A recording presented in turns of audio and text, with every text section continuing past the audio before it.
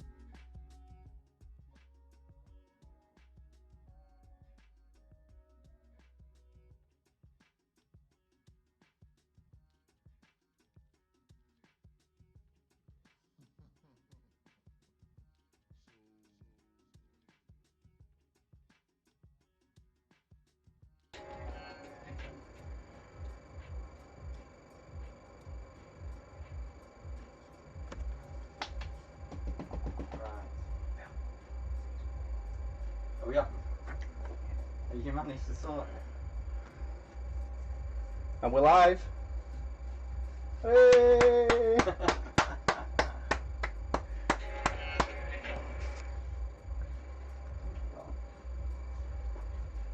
Have you got a helmet going on, like? Yeah, grab one. Just give it a quick. And we're live. Oh, I forgot there's a delay to it all.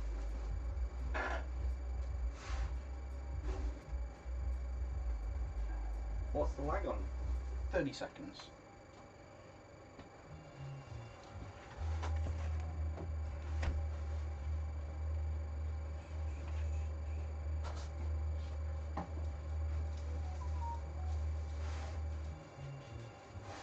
No. The only two I can get. There's one in that drawer there, I think. If you want to grab us a bit of 2-inch and 1-inch as well, that's alright.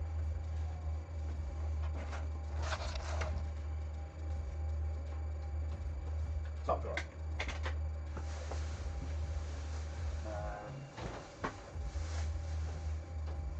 Yeah, top drawer. Should be at the back. Oh. Make sure it's not. Yeah, that'll be.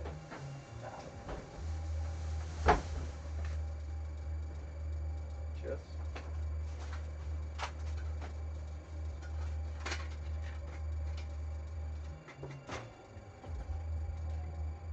So what's the plan? Have you got the image of what we're doing? Yeah, I'll pull it up.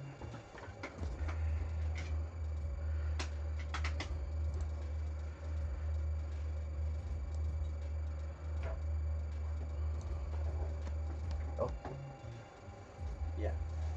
So first thing we're going to do is the molar part, because not the molar, Lawson, the Eddie Lawson part, because that is overlays all the rest of the design. If you kind of look at it in layers.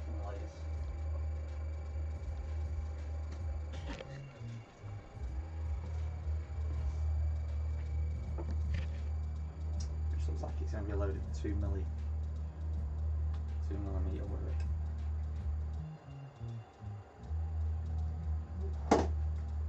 Just when the phone starts going off now.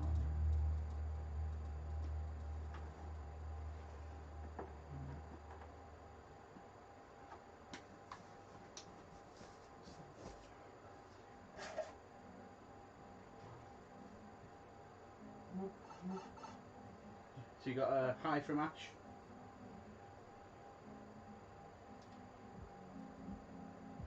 Hi Ashley. Saffron's just messaged me as well. Or mentioned it. Said something on Instagram.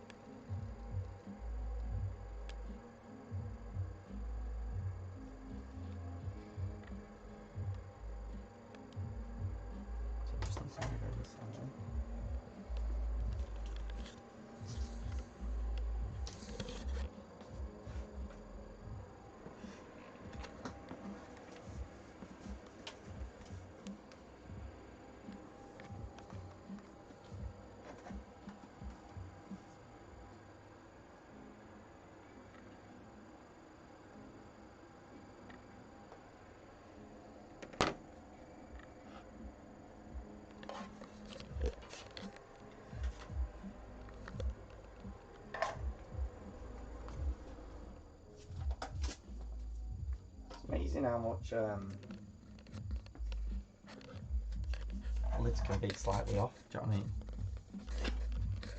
When you measure them out, you can be working with like 2 millimetre differences from where the vent should be. 8,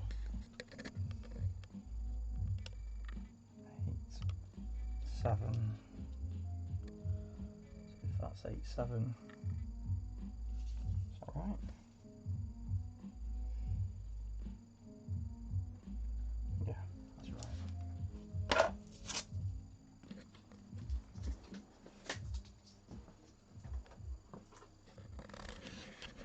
to go on here.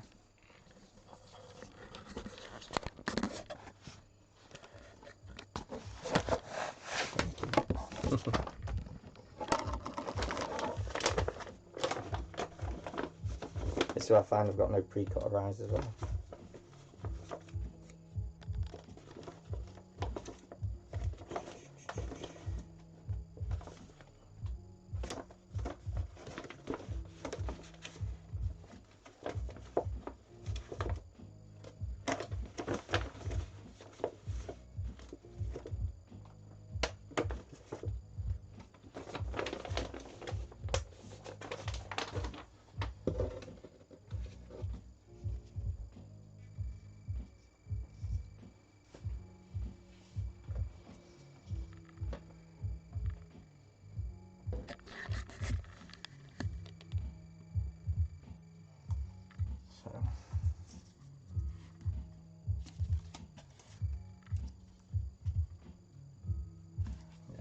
Size right now. Have you got the backing tape, Mike?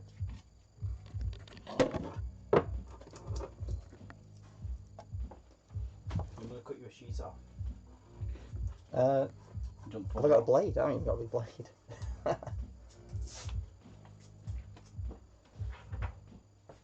Just for your eyes? Yeah, just enough to your eyes.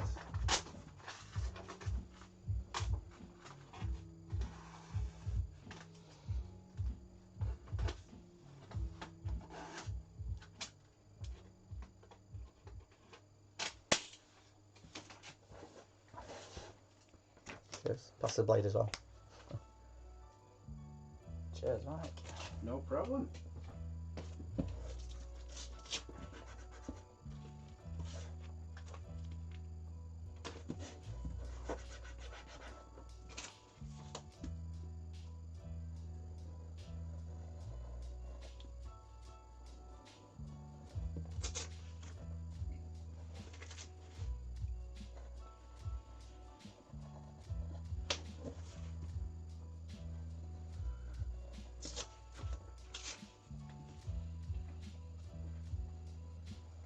Ash isn't here because you ignored him. Why, what was I supposed to do? He said hi. I need to have some way of... Still no response. Can you not log in on your phone and put comments on? I suppose it wouldn't be your account though, would it? Yeah, no. Let's say...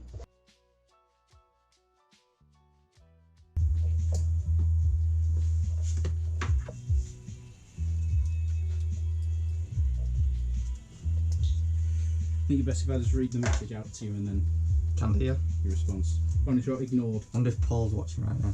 Sat on his sofa.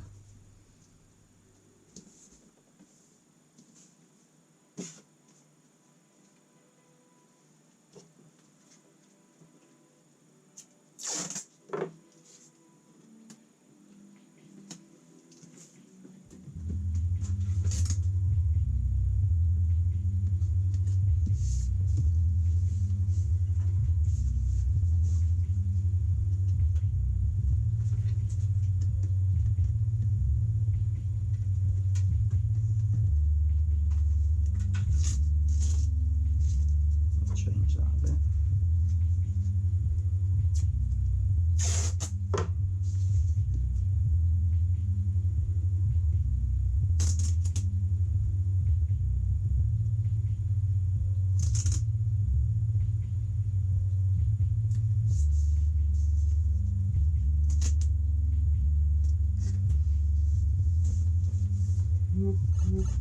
But Paul's message. Yeah, we're both sat watching.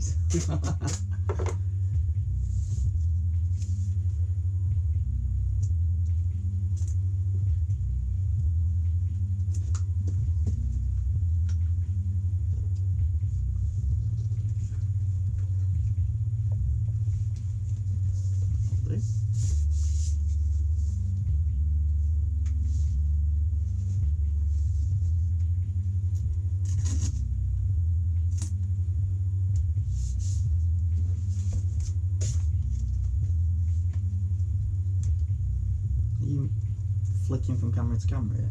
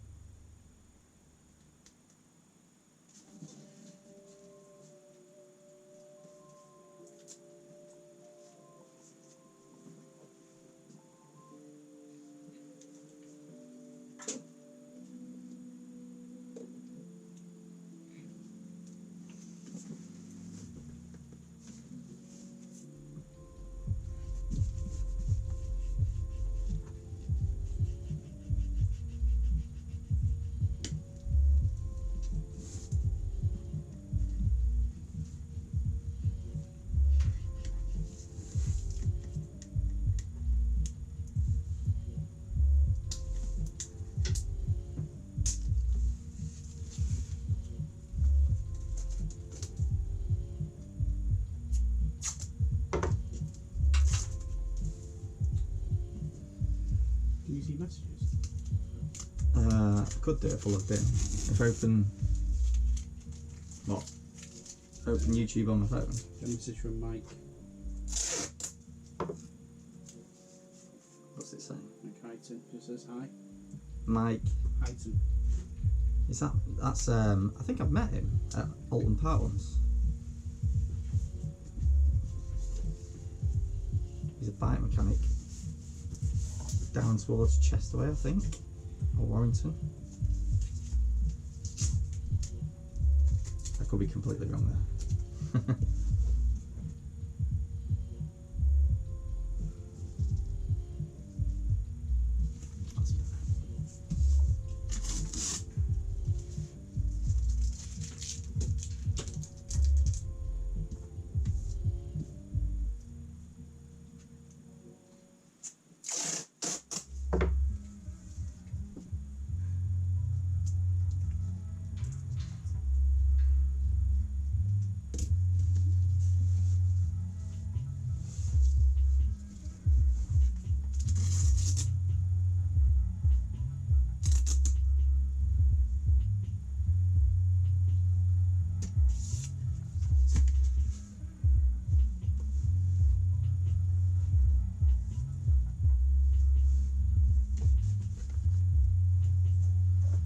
The reason I've got to, so the reason I'm measuring out the height and level of the Arai is because the design that runs behind it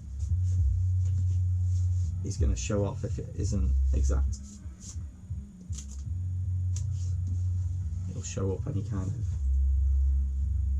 differences between the two sides.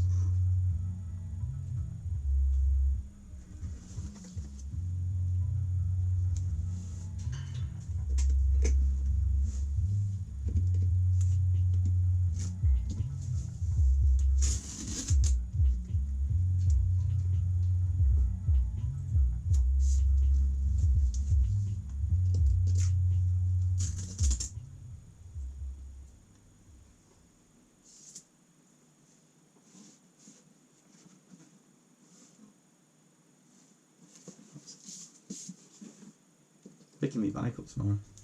Oh yeah. It's they were saying it's running rich because of the thermostat.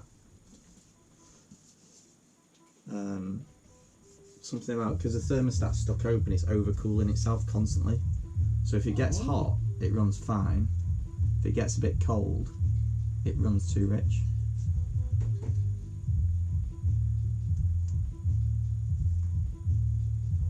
When you said about it being a thermostat though, I was like, it's not even like, Joe, it's an old 90s bike with, well, kind of a 90s bike with no electronics or carb, Joe, with it being carbs and stuff, no injection. So I was like, how on earth is the thermostat going to affect how it runs? There's no sensors or anything, but it kind of makes sense now they've said it. Can't wait to get out on it though. Everyone else is riding around at the weekend, so I'm Typical. sat in here. Best thing you can do is just work and forget that you're not out on your bike.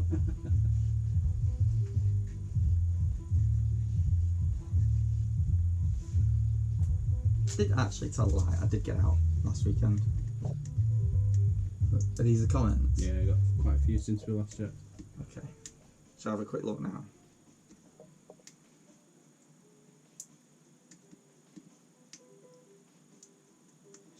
Alright, Red Serpent.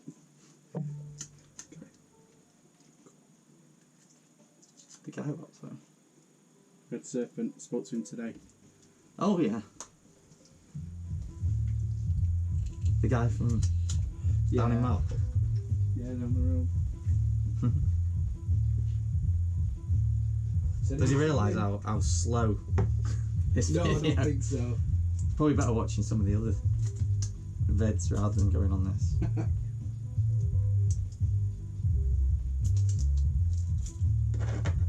Yeah, so the guy who works in the shop you referred to before, he's Luigi in League of Gentlemen. He works in Marple, honestly. No. Honestly, there was an article on it in don't know whether it was actually. I think it was like a Marble magazine did a little article on him. Can you clarify, Red Sir? There's a rumour going around that someone from the League of Gentlemen works at the where you are? petrol station.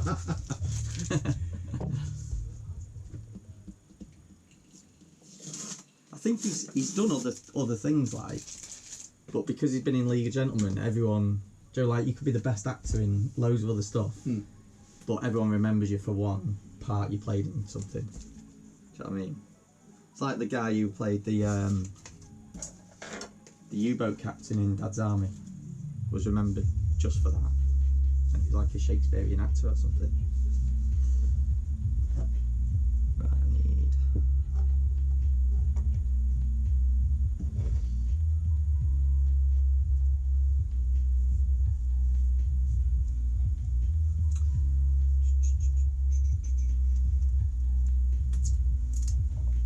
Did you get us some 1 inch? Should have been on you. Yes, you got your phone on. I've got my phone in it. Have you got another 1 inch?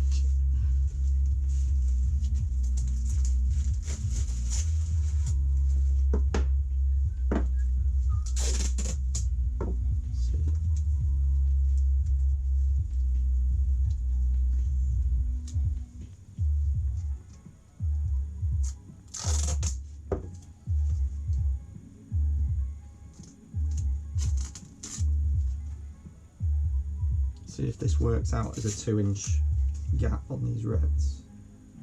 It might be that I need to do it with all manual measuring, which will be fun. In fact, it's looking like we're definitely going to have to measure that one. Right. Try with 1 inch and I can set a gap off that.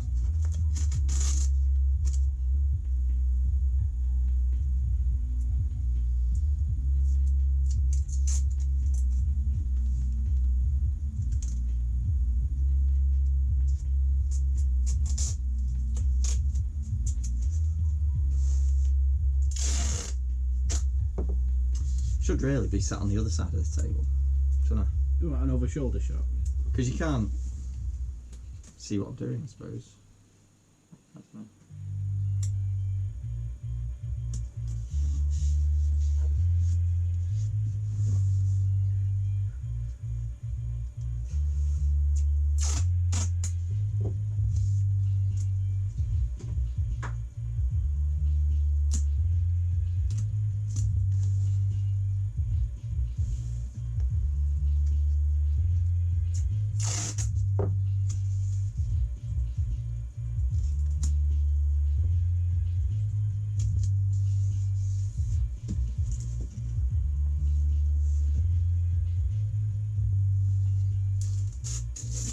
This is where the shape of the helmet starts to distort.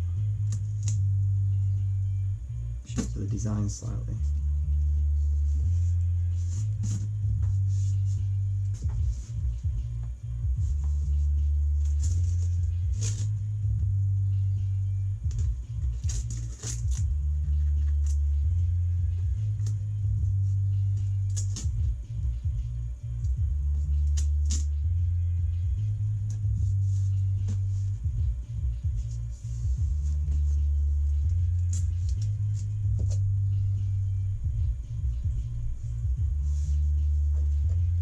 I feel like there's something tickling me on the back of the head here.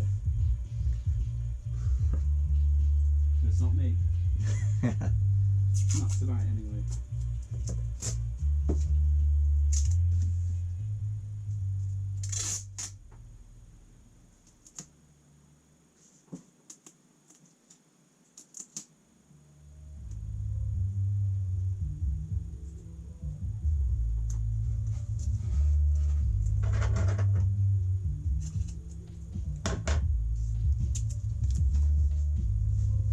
So we've got a rough, just so everyone can see, anyone who's watching, we've got a rough layout of how we're going to lay the tape.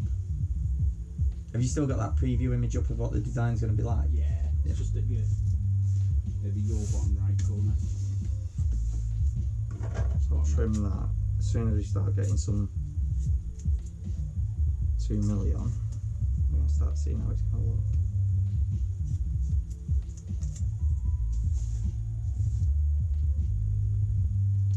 Yeah, so I did manage to get out on. I didn't get out on my bike the weekend because out of all of my bikes, none of them were working. Well, none of them. One's working, but it's not complete. It's missing the wheels because I'm painting it. But I nicked my mum's motor guzzi and did a video on Long Hill from the other channel. In fact, Joe, did you see that camera rucksack I bought? The mount that comes off the back of your rucksack. Did I show you that the other night? There's a picture on Biker Pics. There's like a massive pole sticking off the back of it with a camera on it. You did, yeah. The view from the camera looks amazing, but you look so daft riding around with a massive pole sticking out your back. I don't know whether it's illegal actually. It probably is.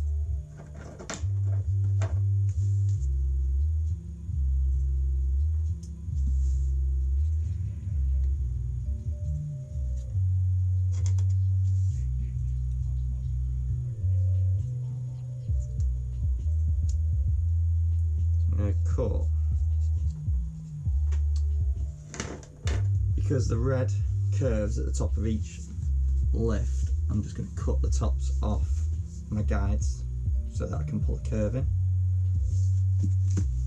and then I'm going to use a 2mm along that edge and then set a 2mm gap and put another piece of 2mm on, which will create the white for the red stripe. White for the red stripe. It is actually looking more and more like it is a 1-inch centre to this, which is quite good. So we can use tape to map the whole thing out. You have got audio on, I'm not talking to myself here, am I? You're not talking to yourself, don't worry. It's kind of tricky, Paul.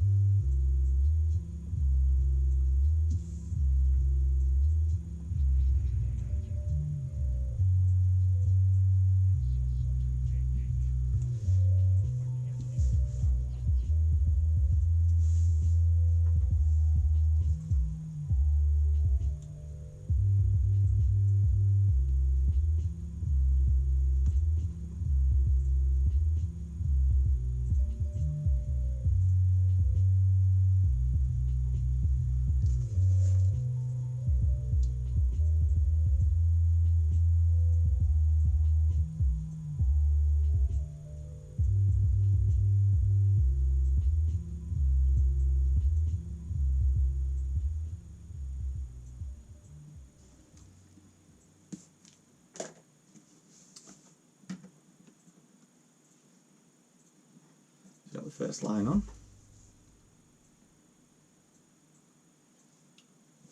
And what they actually do with the red, if you look behind the Arai, the other part of the red, which is going to come up here, is going to cut behind, like cuts over the top there. Hang fire. Why, what's up? I'm going to have set up this second camera again. We'll come and give him a close up. Are you filming the keyboard there? That's what it is. Alright, okay.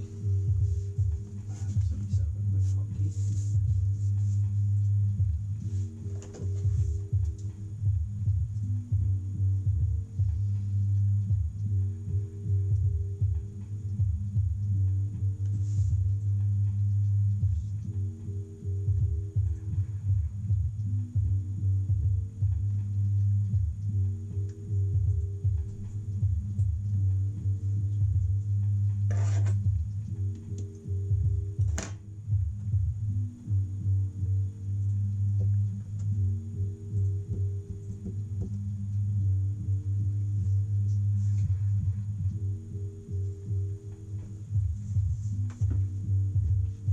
Yeah, you said put some tape around the connection so you don't unplug them.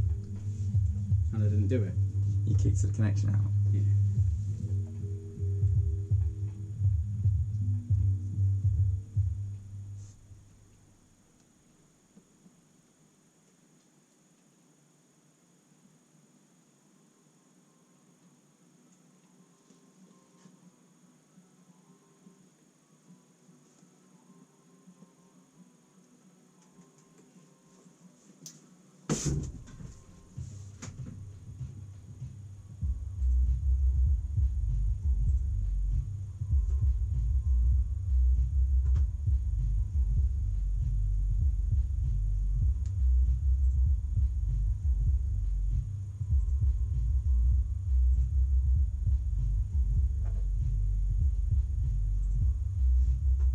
these curves exact.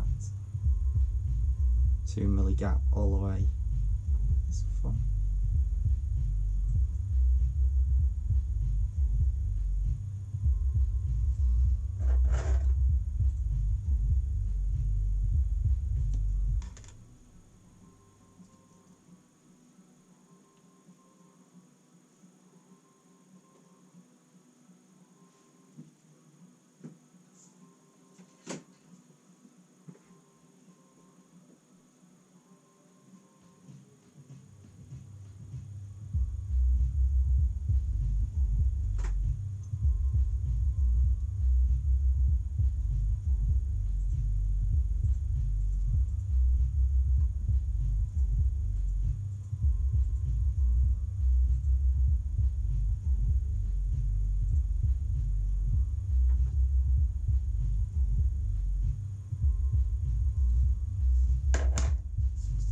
See, starting to get. You still got your comments? No. Are you not reading? Shall I read them? I'll do a quick read through.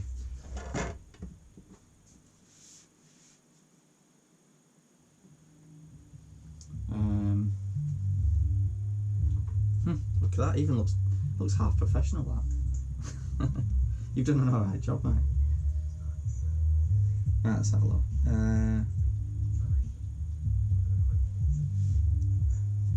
DJ from Brazil says hi. Ashley Maker says hi. Hey, ignored. I guess I wasn't quick enough. How did you guess? Yeah, sat on the sofa from Paul. Mike, you mentioned Mike, didn't you? Red Serpent says hi, Mike. It's weird hearing yourself on a delay, isn't it?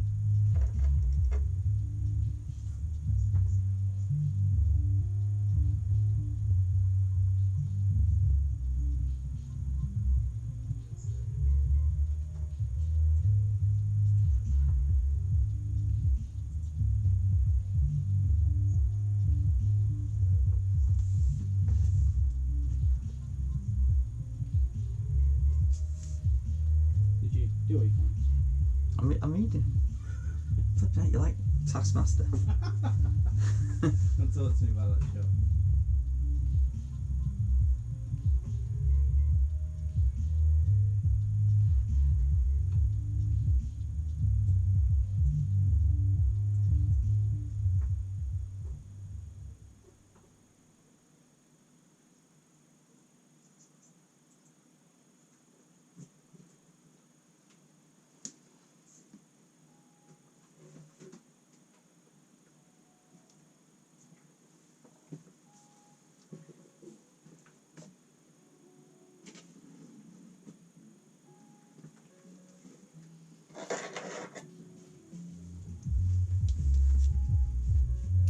See that now.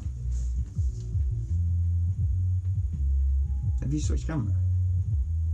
I'm pointing at the wrong camera. Let's have a quick look at.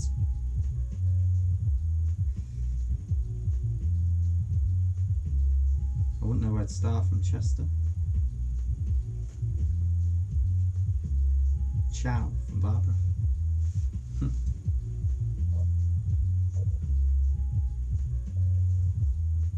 How's it going from CB Graphics Airbrush Art? That CB Graphics has been, I think you've seen a few of my videos recently because there's been a few comments on some of my latest stuff. How long have you been to painting helmets now? Also, who's your money on for BSB from Mike? I haven't got a clue who my money's on for BSB. I haven't got a clue. I don't even. I'm gonna have to say Christian Eden because I do his helmets.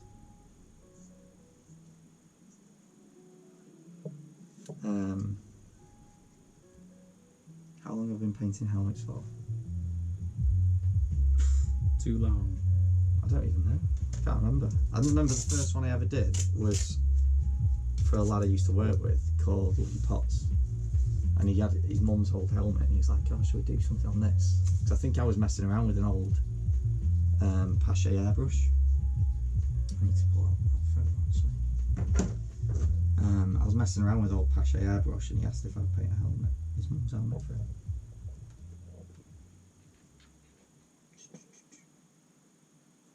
So it's triple stripe on that, isn't it? Just need to add an extra.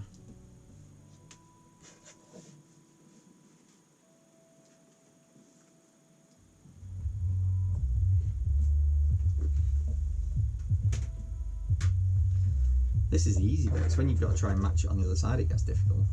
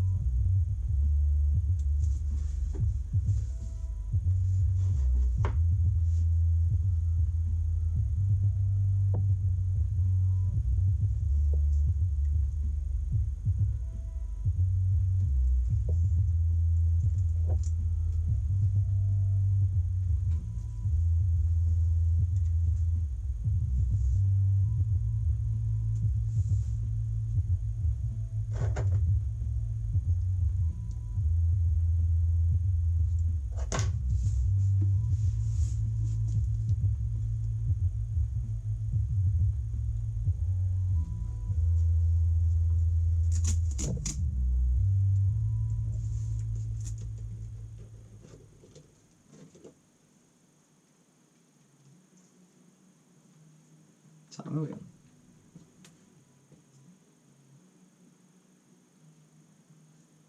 It's 20 past 10. We've been doing this since 9 o'clock. You're supposed to be doing this from 9 o'clock.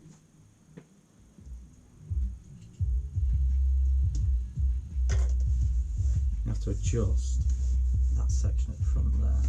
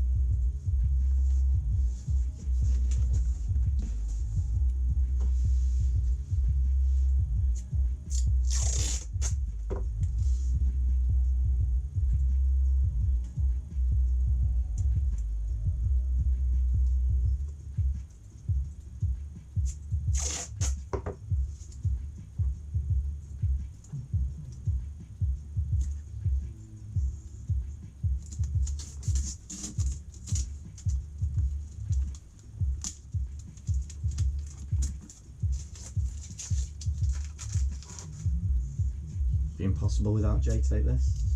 Plug. It's like that scene out of We haven't got your PN Star on. You can't see it that clear when all the lights are on because it's just too bright. It's coming out the back of that, isn't it?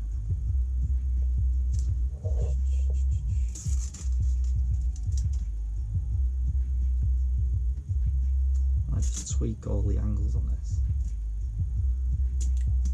to get the crisscross perfect.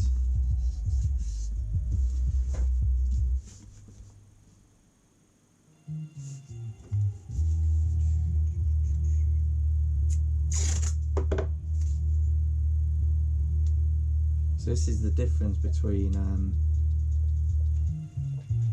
you design it onto a template, onto a helmet like design template, and when you actually come to do it, everything moves because of the shape of the lid, so you have to adjust accordingly.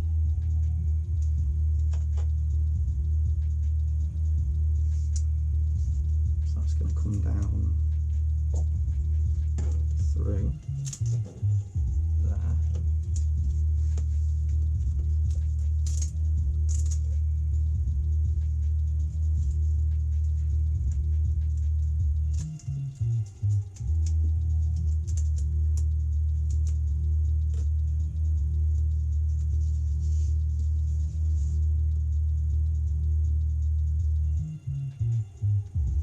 That's not too bad.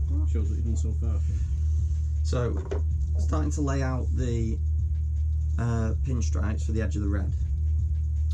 But so this is pretty happy with what that, like the angles, but then when you come down here, the overlap isn't going to line up with that.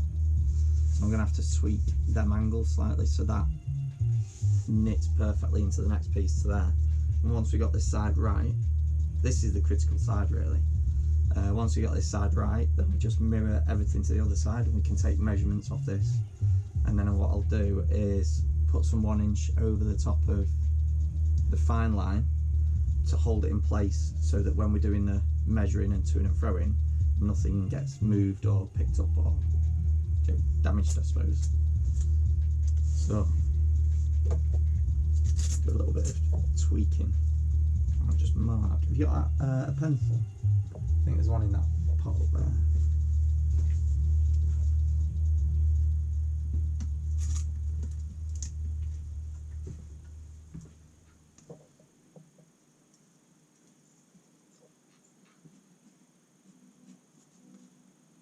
I think the 1 inch is about right for the thickness of the red band. Probably I might give it a 1 mil. Oh, hi, Mother. A 2 mil gap. Mother's tuned in. Who? Who? Mother. My mum. Oh, is that your mum? No way.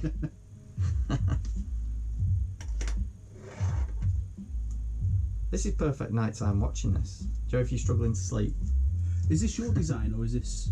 So this is a design that Paul asked for. He wanted something that was, from memory, it was like Japanese style with bit of Eddie Lawson design. So that's the base which we're doing now. He wanted some flames off, I'm gonna get this right, Kageyama's helmet. I think it was Kageyama or Haga, not Haga. It was one of them, one of the Japanese riders. And then he wanted a cat in it. And I think it was going to be a Japanese cat. But what I actually did was kind of nick the head off the Thundercats logo because I thought it looked awesome, and then put it into a rising sun, which gives it the red circle that the Thundercats logo had. And then on the back, because he's called Paul, I thought it'd be hilarious to have Paul the alien with his finger up. So when he's out on track days at Brands Hatch, he's giving the finger to everyone he passes.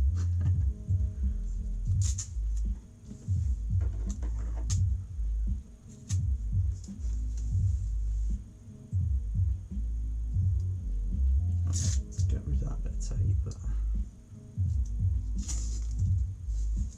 Hager, probably. Who was it? Haga.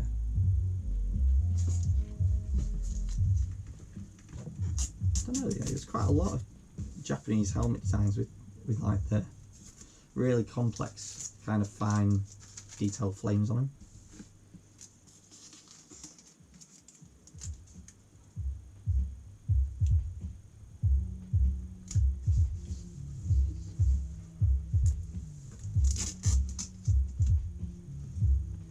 This is where we need a coffee machine now. Haga from Red Serpent. Is Red Serpent into his bikes, is he? Is that the guy who you met? And he works at... Mm-hmm. Alright. Huh. Small world. Bikers everywhere.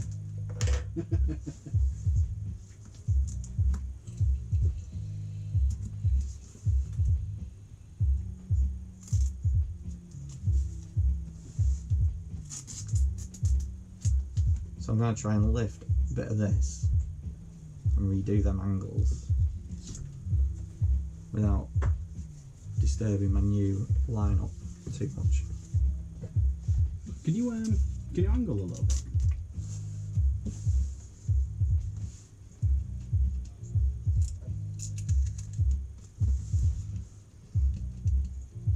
So that's my old, where I was working, so I'll change that. Stick that back down there. And I can sweep that.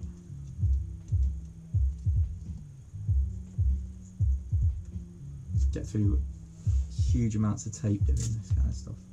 If you were doing multiple race helmets that were all identical over a year, you'd create templates that you could mask around, or even do it as a vinyl cut and have something in the computer that you could cut, stick down, and either work around or have it as the actual masking itself.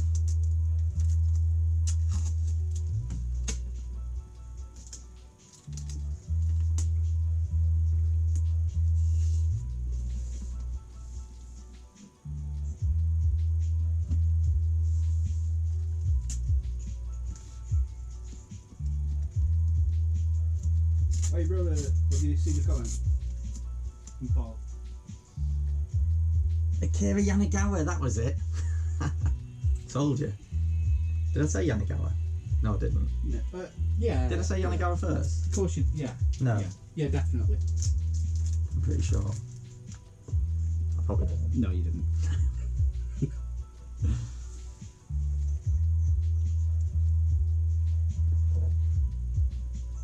At least he's still watching. Not fell asleep just now. What we need to do is make sure everyone knows you can do this on catch up. Yeah. You don't have to be up till like 3 in the morning to catch it all. Yeah, the video will be on. On demand.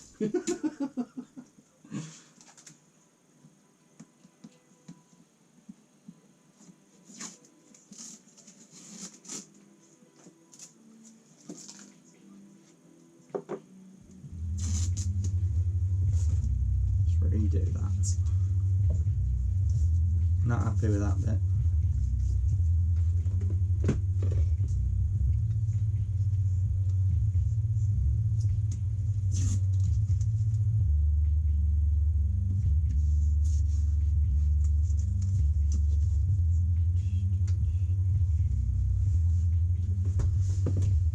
I go, so what are we on, 2? 1,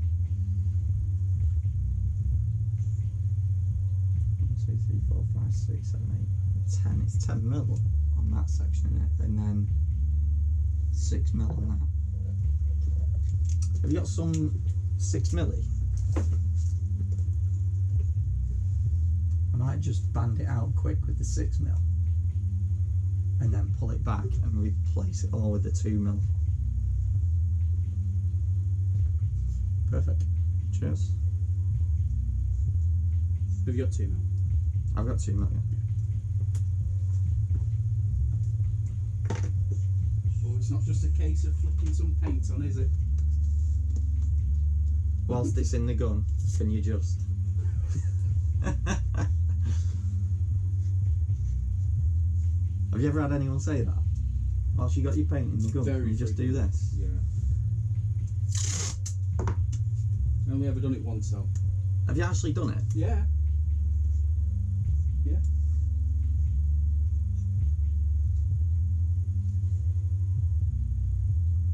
I had a guy once, he was asking for a quote on some paintwork on I think it was a BMW or something he was asking. And he said that he got a quote for having the side of his car painted. And then after getting the quote went, oh, seeing as I'm having all that done, you can do my wheels for me, can't you? That's not how it works, is it? While it's in the gun. Whilst it's in the gun.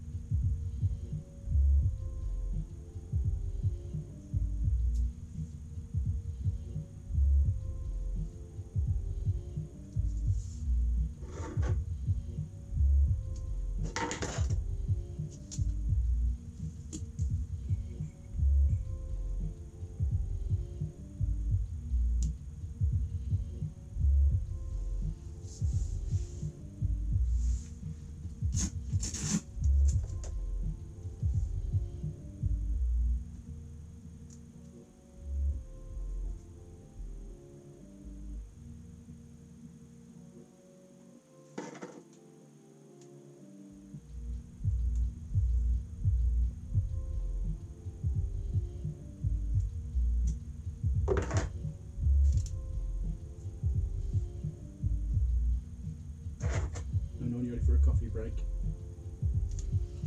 I'm alright actually in a minute. I want to get this all laid out if I can.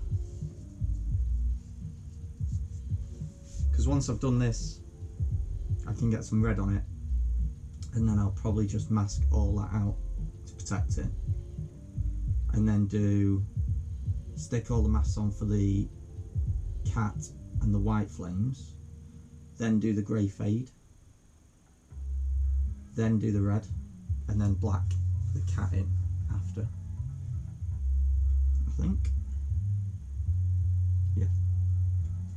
I think so. Have it painted tonight, won't you? Oh, easy. Easy.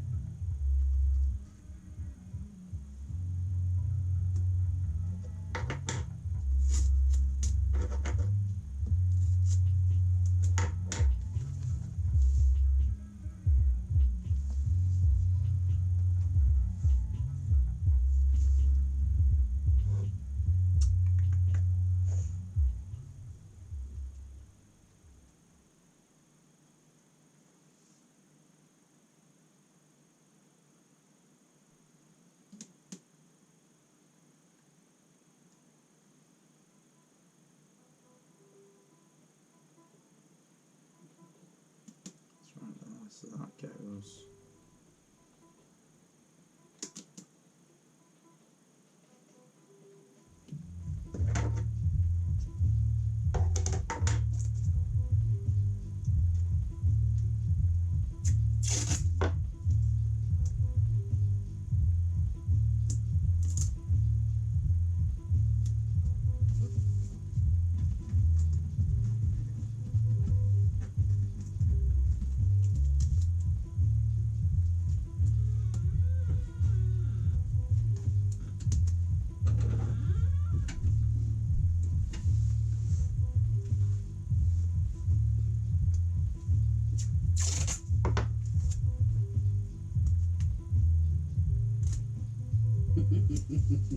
What?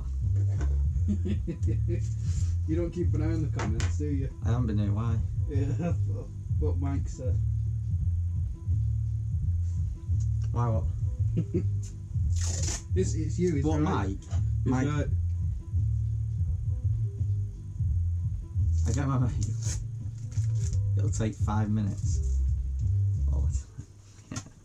Are you keeping yours up or are you going back to the picture? I keep nipping back to the picture. I'll leave that there if you want. Can do, yeah.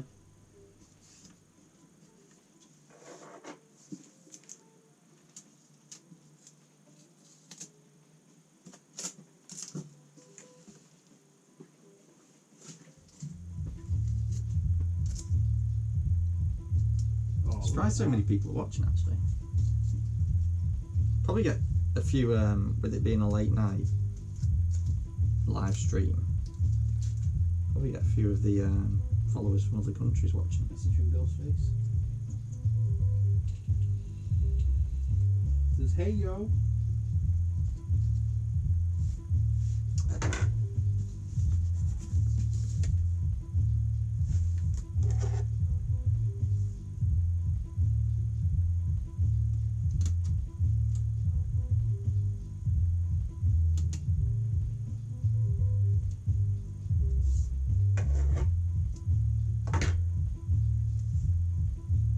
One of the trickiest things to do is any kind of a pattern on a helmet, like a geometric pattern, because with the helmet not being round, with the helmet being round, it distorts everything to make it look right. But it's one of those things where, like, so say for instance, if you had a honeycomb effect running around the whole lid, you can't just get a honeycomb effect and stick it on. Yeah. Because it just distorts everything as you go through. So some of the designs can look like the simplest things, but to anyone who's had to try and do one, you realise it's a nightmare. I'm going to bed then. Paul's going to bed. Night, Paul. We'll still be here. It's going to be on late.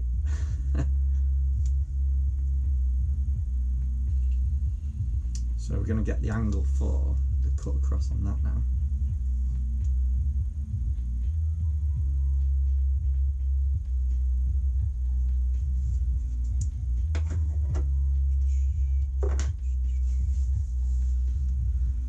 So I need the image back. Right, so we're going up, we're then going to cut down.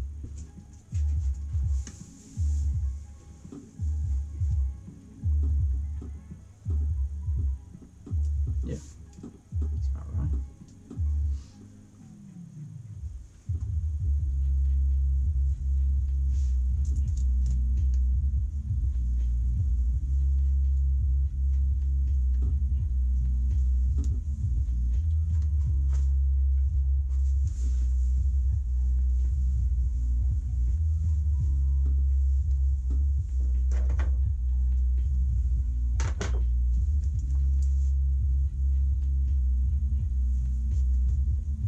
Check that for 1 inch.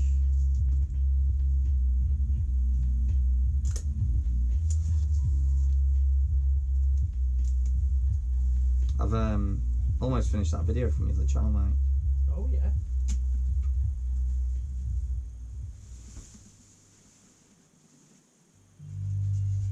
And I've got plans to do a couple more. I've got people offering to lend me bikes to do videos on, which would be cool.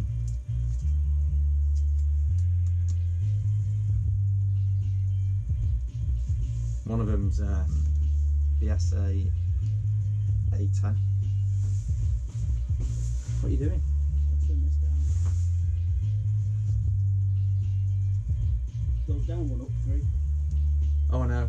If you honestly, that thing is the most unpredictable volume control. There must be like a load of do you know, like it works on an analog type pickup thing or something? Oh, I don't yeah. know, but it just doesn't. It's definitely not smooth anymore. You can spin it like a, I don't know, just doesn't fucking work. What's it called now? We're now watching in red. Too much information. Right, so I think we are at. Serpent. So I think we've got the basis now. Jump to using 6mm because 6mm is obviously allows for the 2mm with the gap, and I'm using a 1 inch to separate it, so I'm getting a nice even separation all the way around. This grids it out, and then I can replace them section by section with the 2mm now. The problem we had before was this line was here, and then the line was going to be here for the next one, which created a gap between the two. And if you look at the image, there's no gap. They run touching each other basically. So now we've closed all that up. I could probably copy that 6mm design over to the side rather than laying 2mm now, which would make life a little bit easier, to be honest, if I did that. So maybe that's the way to go.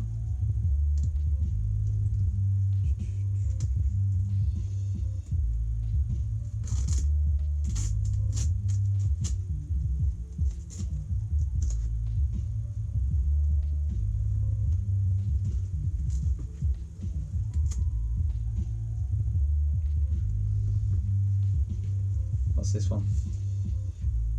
Takes mad skills to do something. This tedious. And do live chat too. Man of many skills. This is the relaxing bit, this is.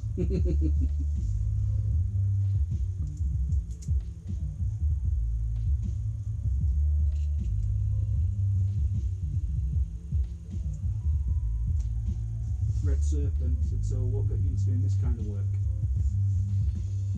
I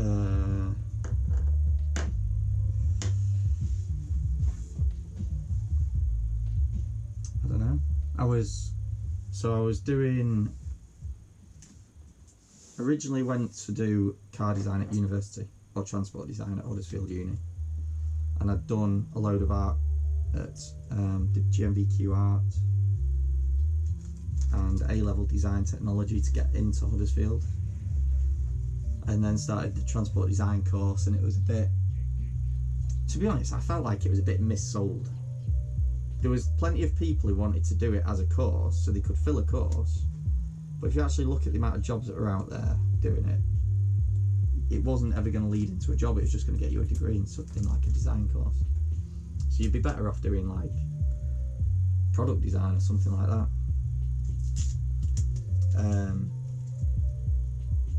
So then we had a lecture when I was at uni off the Ford design team. I can't remember, was it? Oh no, we had a car designer called Julian Thompson, I think it was. He was quite famous. He was quite well known for doing all the Jaguar redesigns. But the Ford design team, only one of the people who came was actually through the university design route. So then I started thinking, there's got to be another way into this that these other guys have used to get into it. So I ended up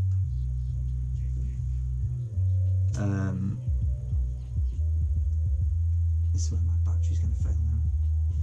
So I ended up thinking, if I understood the construction of a car better, I would be better positioned to design one. So I thought, if I learn how to do car repairs, bodywork repairs specifically, I'd understand the structure of a chassis better. I knew bikes, but I didn't know cars as well. So I needed to kind of learn a lot more about construction of a car. So ended up getting an apprenticeship. Well, ended up working at a body shop, then got an apprenticeship, and unfortunately my plan went a bit off track because they put me on a paint apprenticeship instead of a body repair apprenticeship.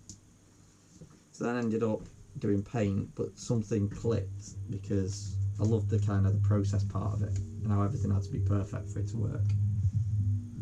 So I ended up then doing the paint apprenticeship, and then when I finished my apprenticeship, the company that had trained me, or the company that had done all the teaching and training, turned around and asked if I would be interested in working for them as a teacher, which I was quite surprised at, considering I'd only just done the course. So I said yeah, and then I ended up teaching automotive paint refinishing for about how long was it, Mike? 6-7 years? I think it's about 7 years. 6-7 years. 6 years. I think it was 6 years. And then whilst doing that, because I had a workshop at my disposal, I was doing a bit of doing helmets for fun, because my brother raced anyway. So that through my brother, well, I'd done my brother one, and then his friends had done some of theirs. A lad called Ricky Tarrant was one of the first ones as well. I'd done it actually for kind of heading towards doing it as a business, and then they started to do some redundancies at the company I was working at. So I thought best to kind of safeguard myself and set up a business. So that's when I set up Paint Nation. Then within a couple of years of kind of it being a business but not full time, it then went full time. Little did I know what was going to happen, because I did not expect to be doing. I thought I'd have to do everything. I thought I'd have to airbrush.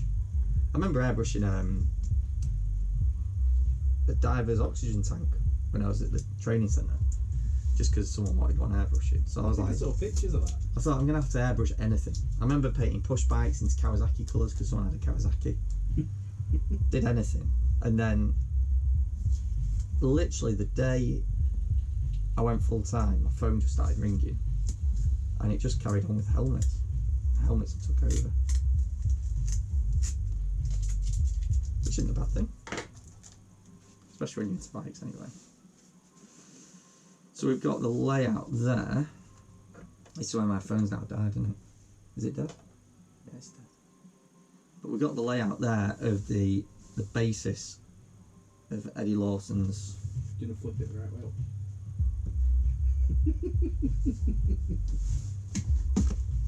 Beautiful. There we go. So we've got the basis of Eddie Lawson's design. What I'm going to do now, it's going to be easier to match that over to the other side in 6mm. All this 6mm is actually going to disappear, because we're going to replace that with the 2mm to get the stripes, and we need to put curves in on all of these. And also in the odd place there's a triple stripe where 2 of these come together. There's 3 lines rather than 2, or should I say a double pin stripe, but 3 lines of masking. So next we need to map it out onto the other side, which means measuring around the base, putting a few pencil marks on the masking tape. And this is the reason why I like this, the J-tape. This is like a paper tape that J-tape do, called a premium masking tape. But they also do one that's specifically for water-based paints. But because it's got like a sheen to it, a waterproof sheen, you can't mark it. You can't put any pencil marks on it. And also if you, say for instance, if you paint a section of the helmet and then you're applying a masking and removing it and applying it and removing it, it takes the paint off it, where it doesn't with this.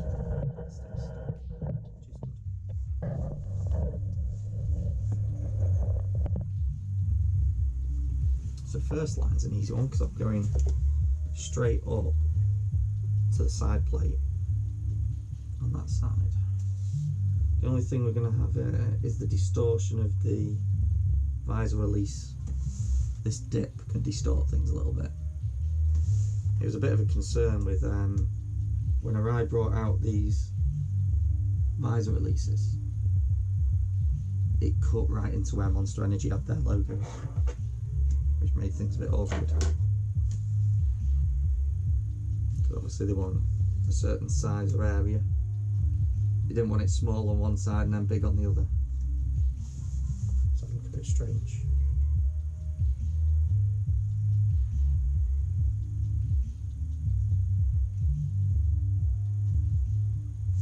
There we are.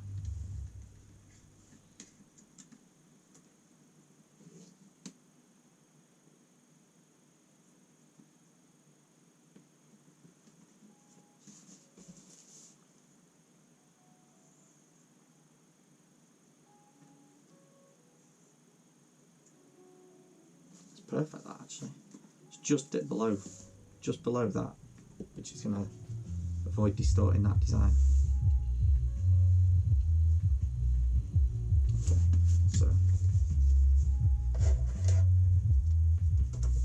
so this is why we put the centre lines on, so we can measure everything out from there.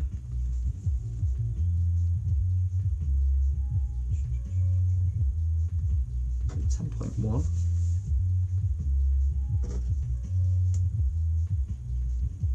I guess you have a fine tolerance. But you're working to the exact, aren't you? Ideally. It's hard when you get a helmet where vents are out.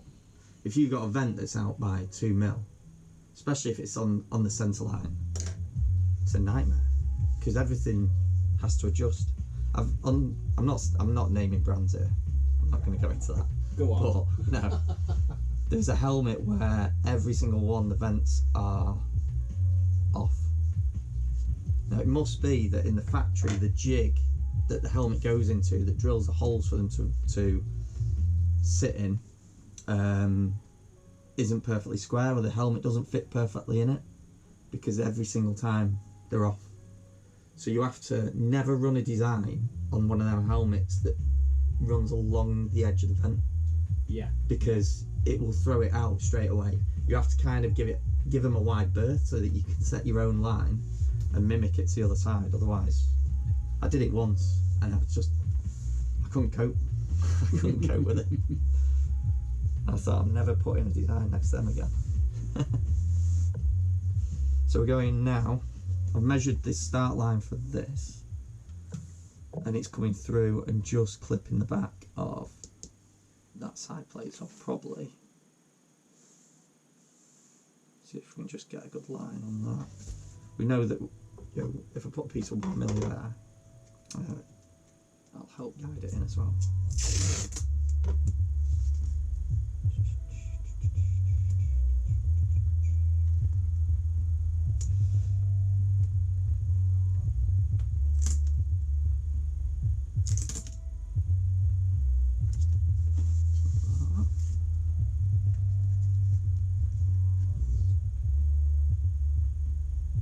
So when you get in another bike, mate? It's been how many years? Fair few. You should have done your test while you were still riding, to be honest. I should have. Maybe aim towards the midsummer. Did you see the time hop that I put on my Facebook of all the bikes at the training centre? No. What's it? Paul's what was it called? High Sun? Oh no, High yeah, Suns or something? Yeah. His was there, right at the back of the queue. And that Paul Davies had brought in his ZX9. Another Paul Davies. No, it was Chris Davies, wasn't it? Chris Davies had brought in his ZX9 Ironman bike. And that was there. No way. Have we got more comments?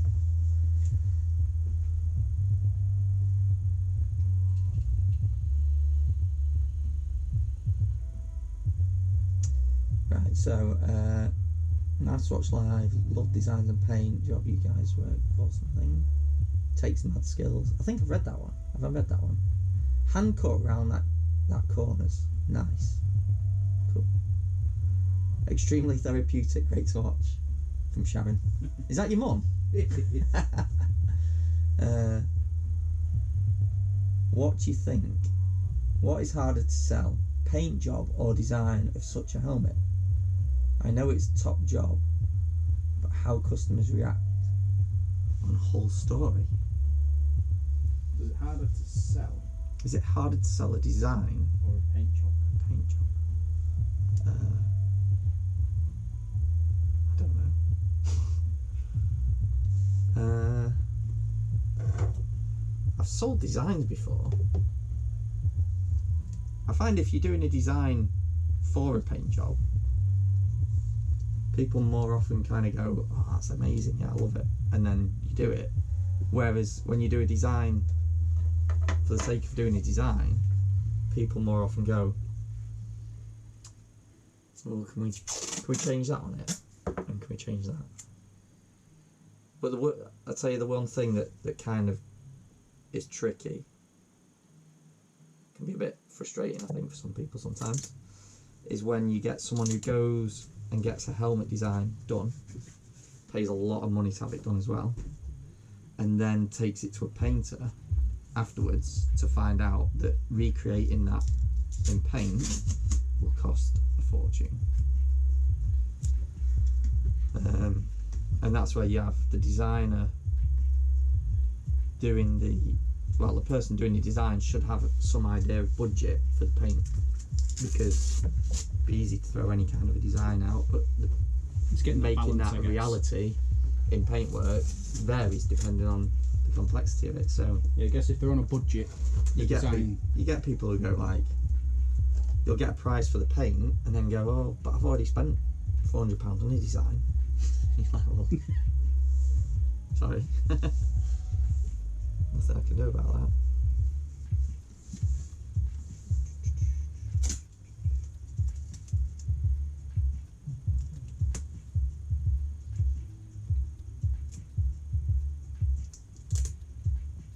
It's definitely better painting your own designs, because you take that into account. When you're designing it, you're looking at how you're going to paint it the whole time. I wonder if one of the other painters called Liam's said he's going to watch this, because he said my videos put him to sleep. I said, I don't care, as long as you hit playlist and let it run all night, I don't care. Get me as many views as possible.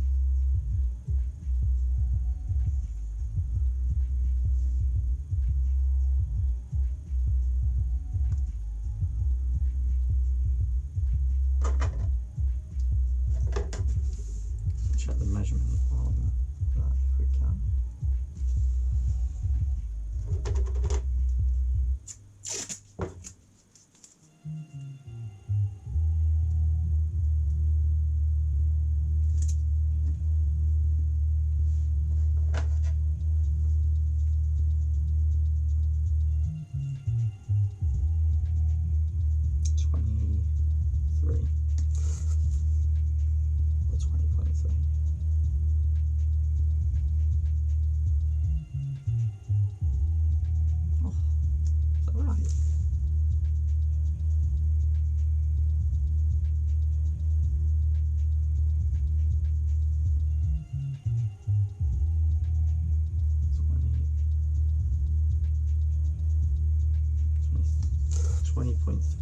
Say.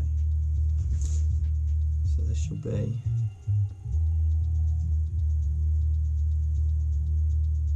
20.35 is there. Let's just make a mark on that.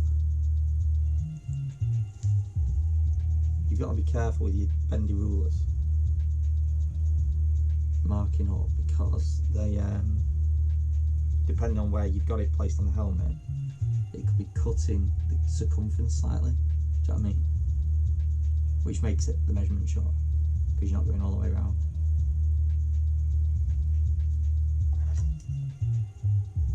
So that's supposed to be there. Let's just re-angle that. Let's see if everything else can come in line.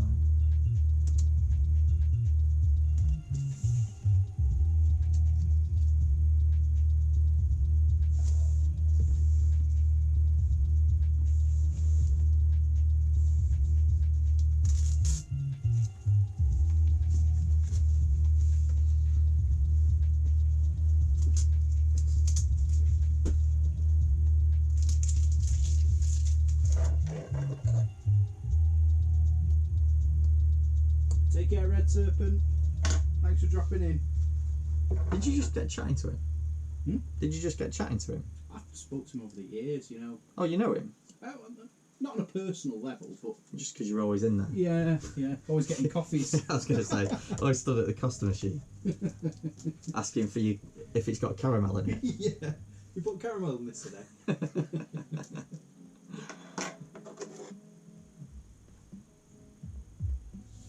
Dare I say, I think I'm a convert to that Two Sons Cafe now, though. I need to take you down there, don't I? Yeah, I haven't been yet. So it's like Costa got a little bit lacking kick. Do you know what I mean? I found Starbucks is too bitter. I agree there. Costa can. I've had like lattes where it tastes like just hot milk with a caramel shot. I've had it where it tastes burnt as well. Like the coffee. Yeah. Sounds kind of nice. No. But the yeah, so I kind of Two Sons are doing like quite a strong coffee, but it's not bitter. When I was dropping off Lee's helmet yesterday, and I've been doing late nights for weeks anyway with the race season coming up.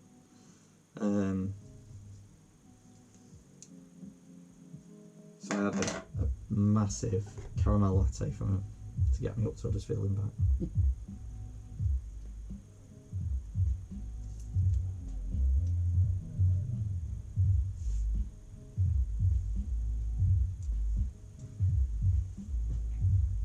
Should see Lee's helmet.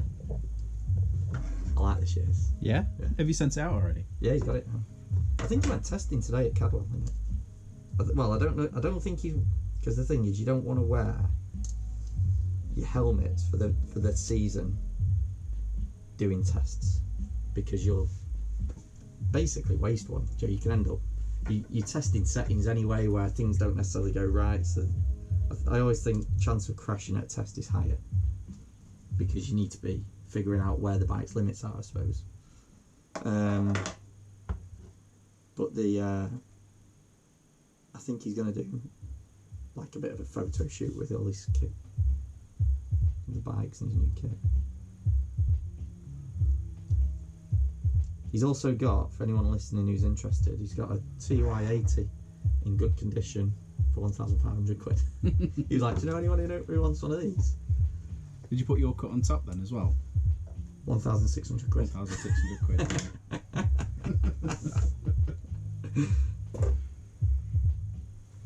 Let's measure that one out. So we're slowly getting there, building up the other side, and then have to replace it all with 2 mil. But at least we're going to be bang on when we're done.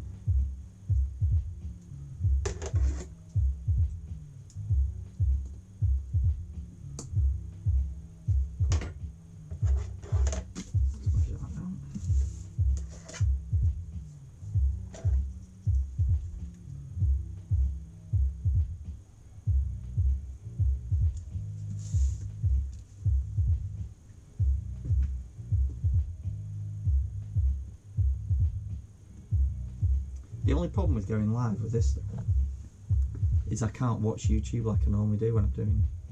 Oh, just have something on in the background. Always have you can YouTube watch yourself. Who'd watch that?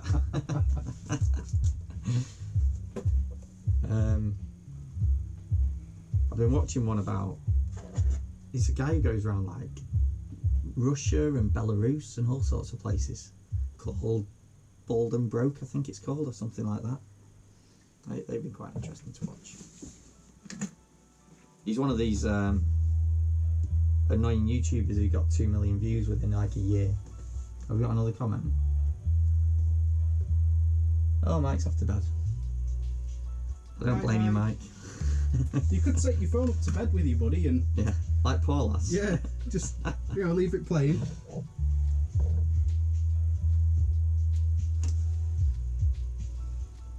Really cool.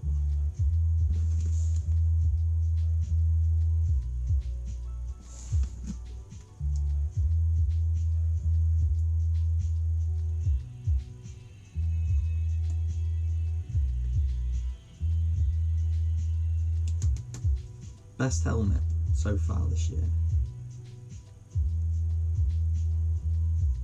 There's got to be that Tom Sykes testing lid that no one's seen yet. Do we go and get it? No. I'll go and get it. I cannot wait to Sneak drop it off. preview. He's not seen it. I cannot wait to drop it off to see his face. I'm going to have to film handing it over. That thing is like up there with, I don't know. Teenage Mutant Ninja Turtle? Yeah, with Ellison's turtle lid. Or, I don't know. It's a good one.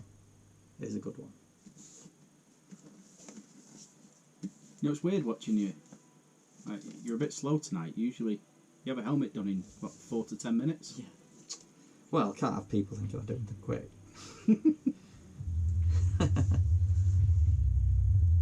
It's that line that I don't like.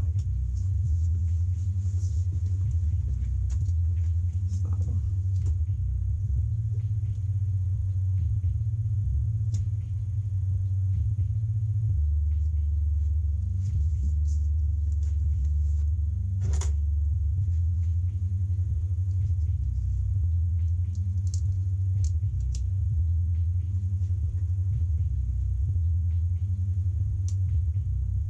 Looking a little complicated there now. What would you say, out of all the helmets I've done, that you've seen? Which is Quite a lot, to be fair. Pretty much, yeah. What was your... If you had to pick one to own, Yep.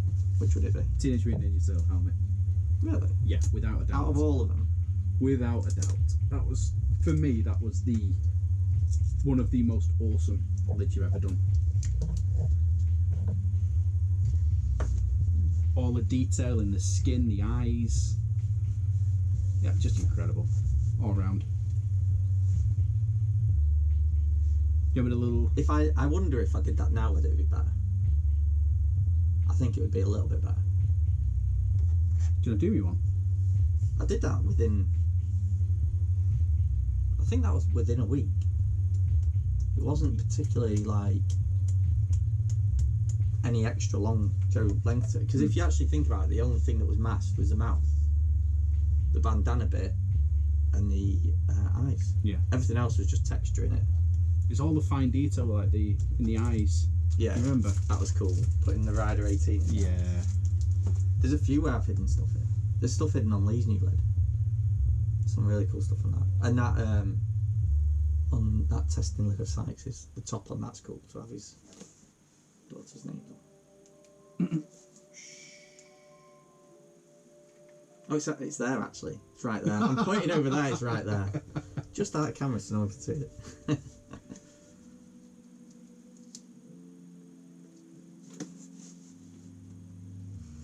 Right, I need to measure the height of these points now. Otherwise, they're going to look strange.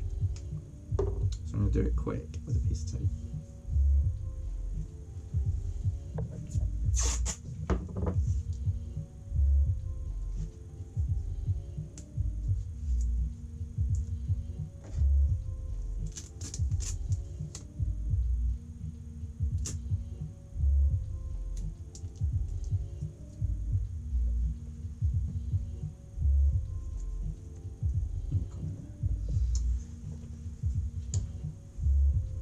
Is the tape you use? Filamenting. Filamenting? Made of paper. Paper? No, it's like a vinyl, I guess. I guess like acrylic vinyl. Yeah, hold it closer. So it's J-Tape's fine line tape. Oh, is it on this one? It's not on that one. I can see it. Oh no, it is on that one. So why am I seeing the Delay, different view here? 30-second delay. Alright. So this is J-Tape's premium fine line. The orange one's slightly less flexible but a little bit cheaper. But the green one, you can see, you can pull it really tight before it breaks. If you get, there's a beige fine line, like a beige colour that 3M do, that doesn't stretch much, but when it goes, it just snaps. The only problem with, which I'll show you again, I guess. The only problem with if you overstretch it, so you pull it tight, and the actual thickness of it decreases. So that's probably down to 5mm there. So if you then cut it, and then have another piece join up with it, it won't be the same thickness. So you have to kind of be a little bit careful with that. Right, so we've got a measurement off the helmet there. 2 lines on my piece of tape. I can lay that onto here and check the height of that point on there.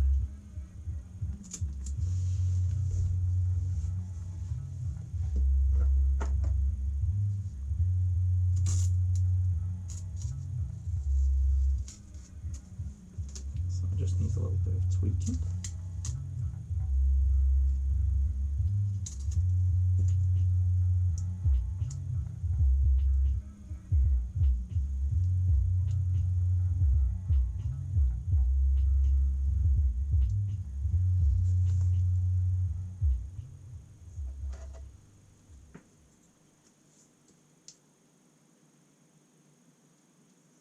So 6 centimeters.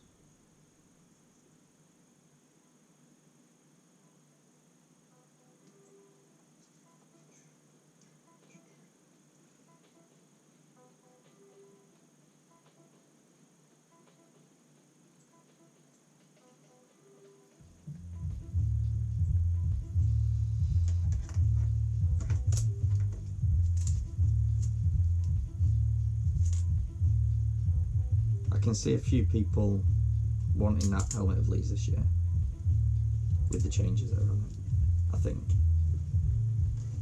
Good contrast this year. It's have you seen the pictures? Yeah. Looks good, doesn't it? Yeah. Is that not allowed to be shown? Even no, definitely not. No, it's secret still, but even he said, like, I saw it, he was like, why haven't we done this earlier? But even the visor stickers for it are like custom made and shaped to the logos that are in them and stuff like that.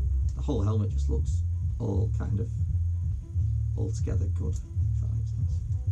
Makes no sense.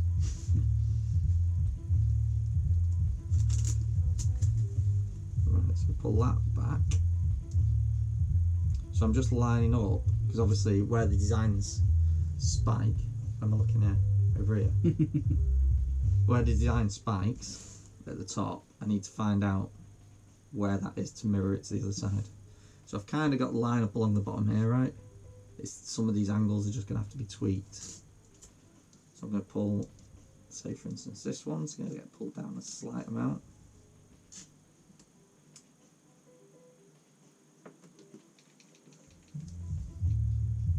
This is why asymmetric helmets are so good. Don't have to worry about anything matching.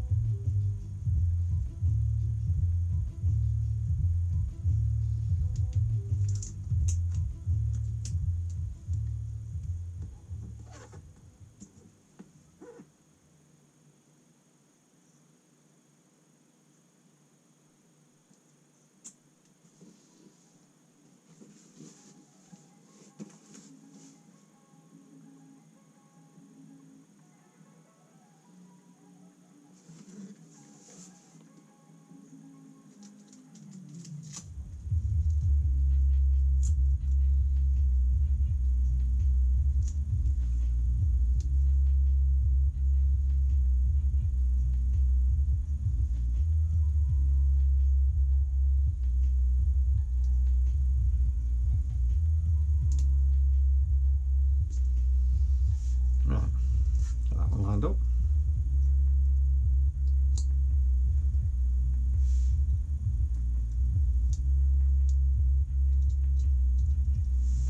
When you're trimming tape and it's not too important where the edge of the tape is, it's easy to put your blade on it and then lift the tape to the blade so you're not cutting into the helmet surface. Very sharp blade. Yeah, scalpels. I was gonna put like a meme on the helmet painters group that we got of that face that you have when you drop your blade, because there's a moment where you've realised you've dropped it but it's not landed yet.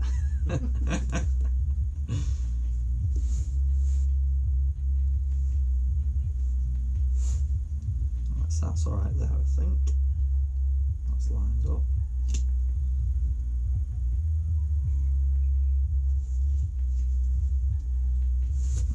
through there.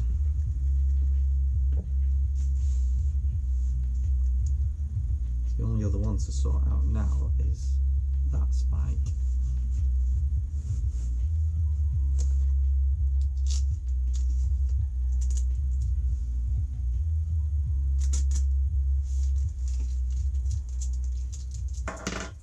We got more comments.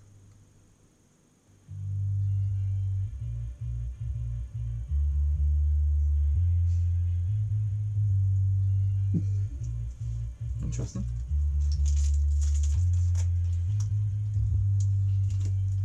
Right. Nice comment.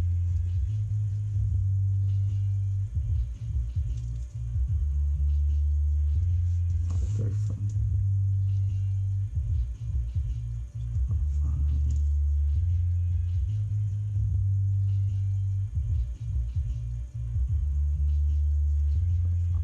That's all right.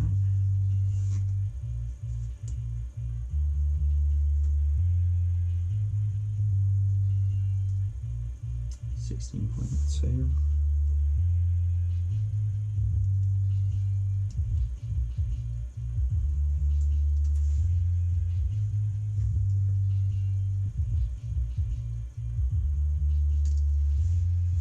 So that needs to come down a little bit there.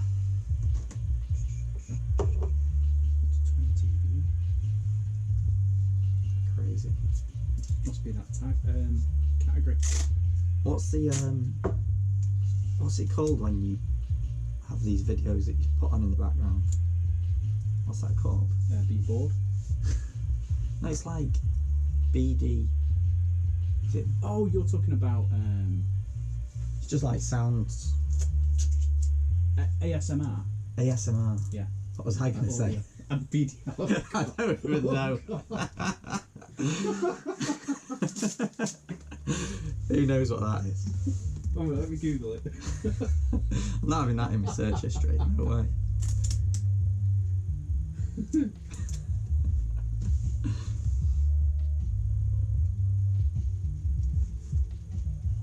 The worst thing is, Joe, like mucking about with some of the other bikers, where you're posting things that, you know, sometimes you need to find images or links or products that just for a Mickey take, but then Google's algorithms pick it up and think you're interested in that. Yeah, and it'll. So then it'll like there's adverts for all sorts of random stuff going on your website, on the internet. You're like,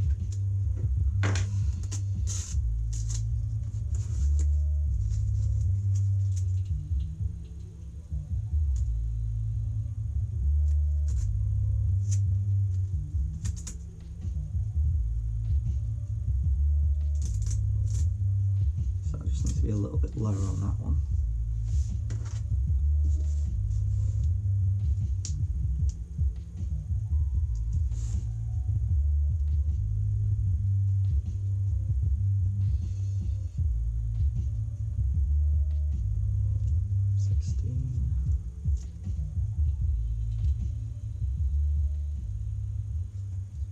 This one, 15.8.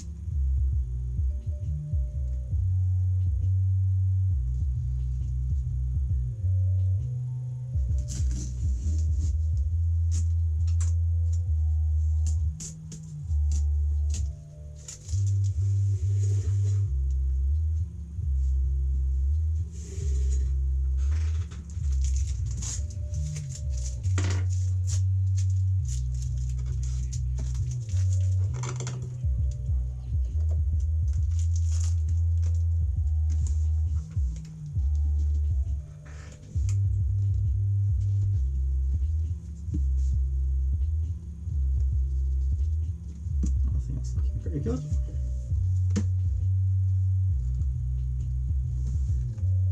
So we need to do the cut across now up to that point. So I'll measure that.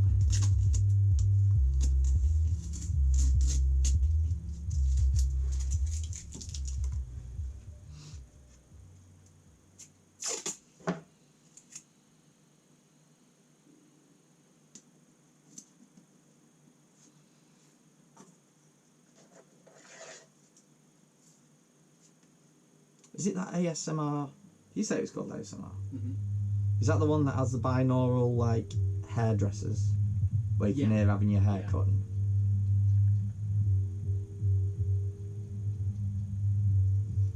Are you going to do some?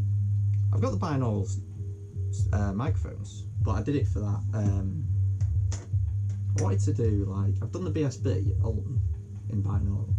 It does sound good. I think I could do a better job now though.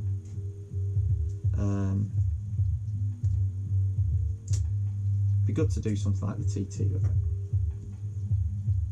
And it was that, there's a channel called something like Bozzy 19 Boz 92 I think it's called, and he just has like car sound videos, and he's done some binaural stuff with like the Le Mans cars and it sounded amazing. Yeah.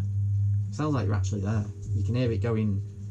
So he's like walking through to like say a corner on the circuit, and the cars have set off on the other side coming out of pit lane, and you can hear them because they're like, it sounds like they're behind you, and then you can hear them going all the way around and then flying past you. It's amazing.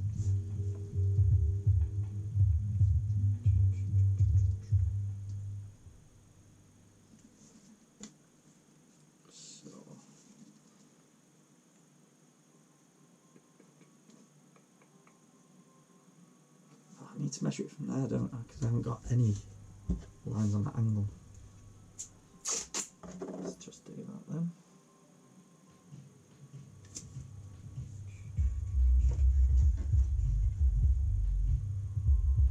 So we're going to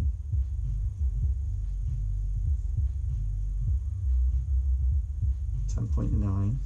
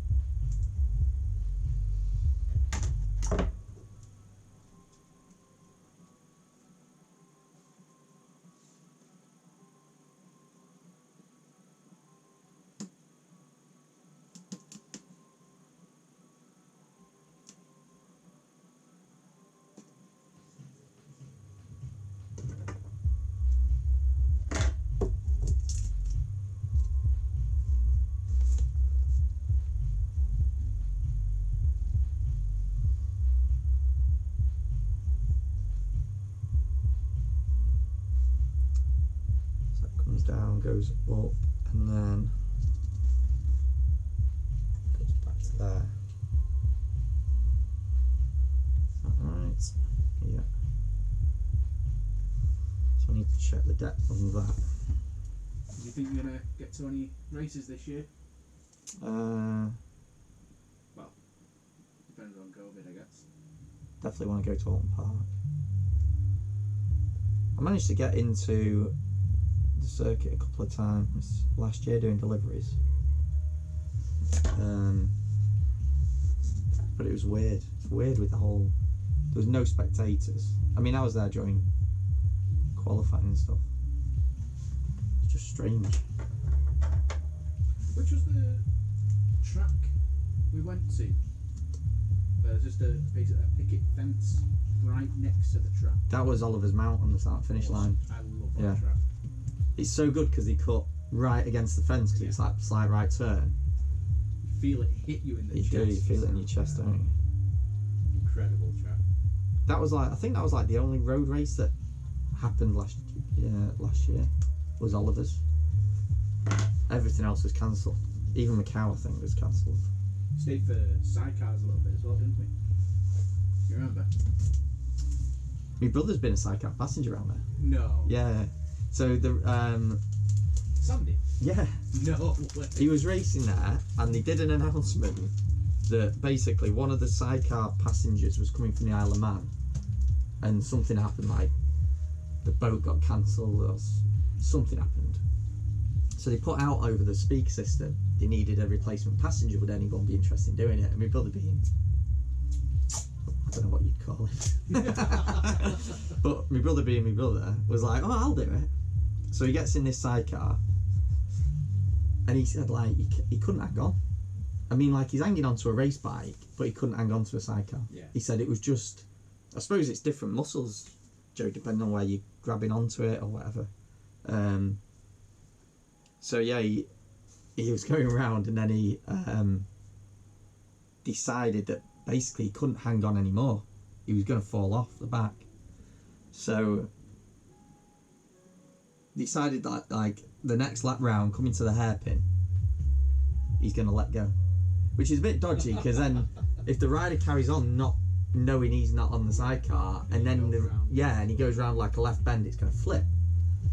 So, but my brother didn't want to obviously fall off the back because he couldn't hold on. So he So he did this without any prior testing? no, yeah, nothing. Just got in it straight into a race, and then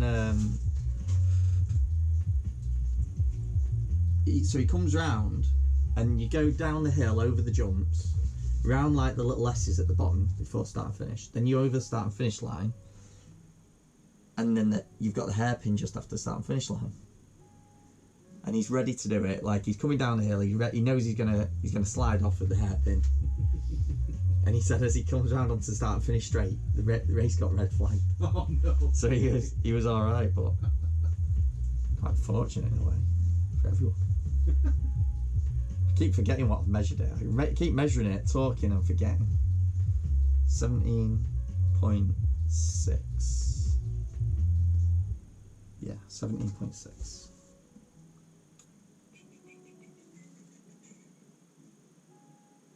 They do. There was a company that did tape with a measurement on it. So like a bit like a ruler, but on tape. It'd be ace for doing like your base rubbers, because you could just kind of mark the marker that you're going to measure to, and rather than having to manually pencil it out.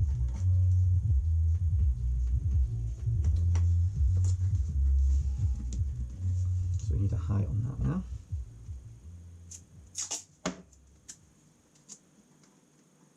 It's amazing how many people that I know don't sleep at night. Because even without doing live streams, you end up getting messages with people. Like Craig from Kawasaki's always up in the middle of the night. Like, we've had WhatsApp conversations at 2 in the morning.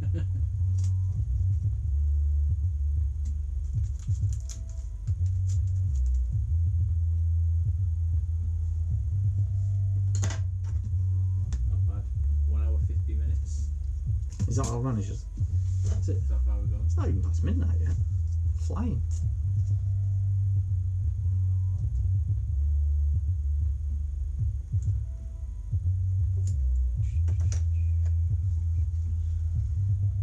Right, so I've got a marker there.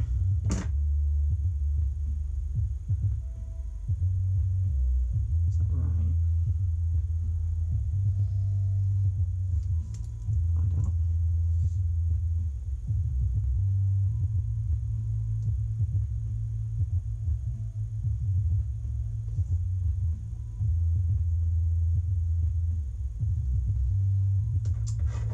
How long will this helmet take?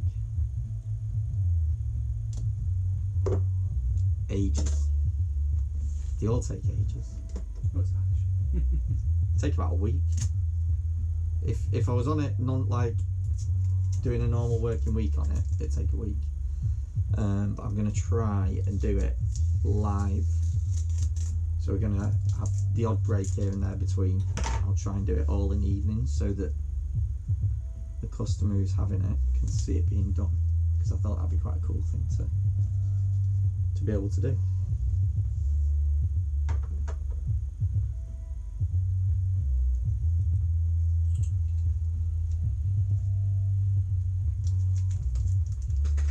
So we've got that goes over there, that needs cutting, and then that is both sides laid out. I reckon if you spent your time wisely, you could have this done in 6 hours.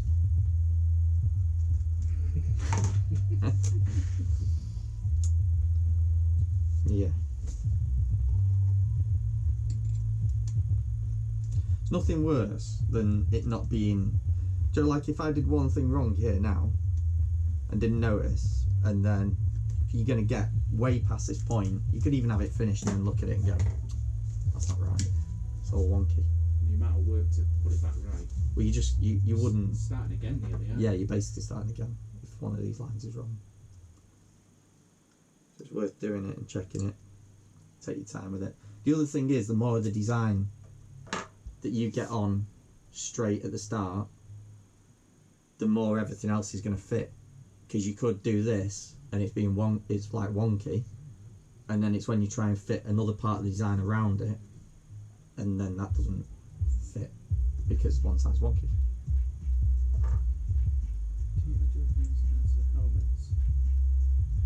What was that one? Ash said, do you add your PN star to the helmets as a created by type thing? No, I've always put the Paint Nation on. Or like the Paint Nation logo rather than the PN logo.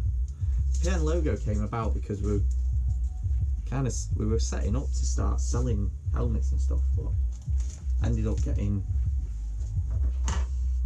a bit too busy with the paint side to get any real movement on the sales side.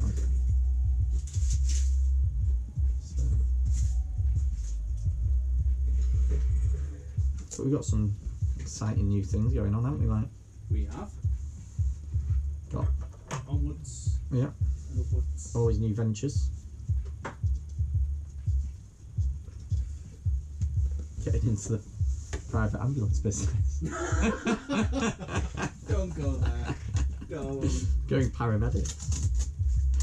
Paint paramedics. Right, I think that is. I'm pretty happy with how that's laid out. So now we can start changing them over to 2 milli.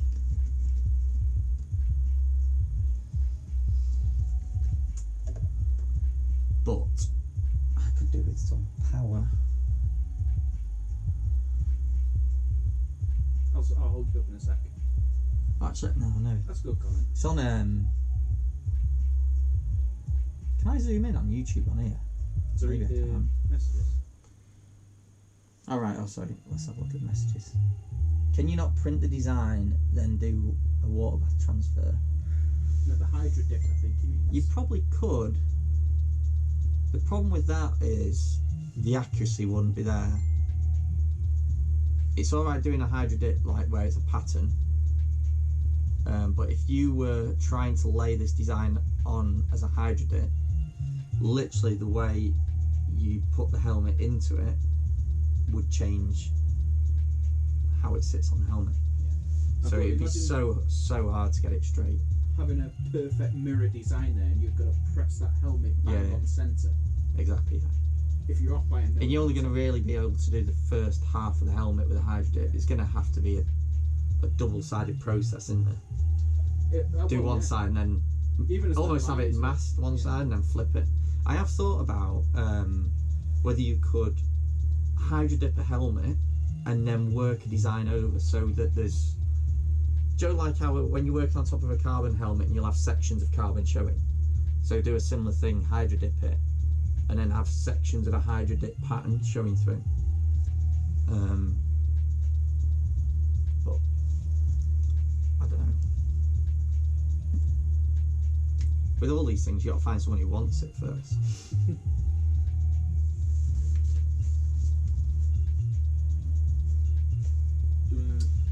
Right, I think we have a coffee. Do you have a 5-minute break? Shall we have a break? Yeah, let's have a break. Grab a coffee. Give us a sponsor. And then, oh, it's had Captain Zephyr's name on it the whole time.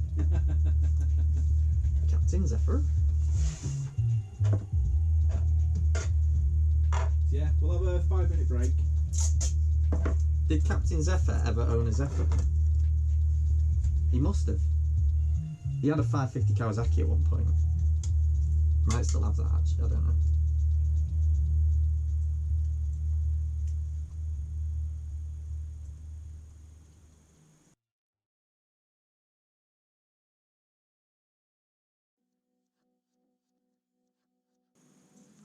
About,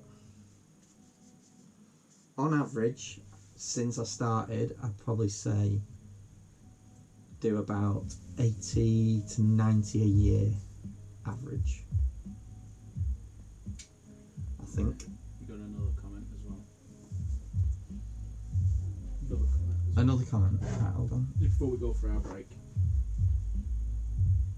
I'm a sign maker for everyday job, but these kind of designs must be painted by hand if you want the right thing.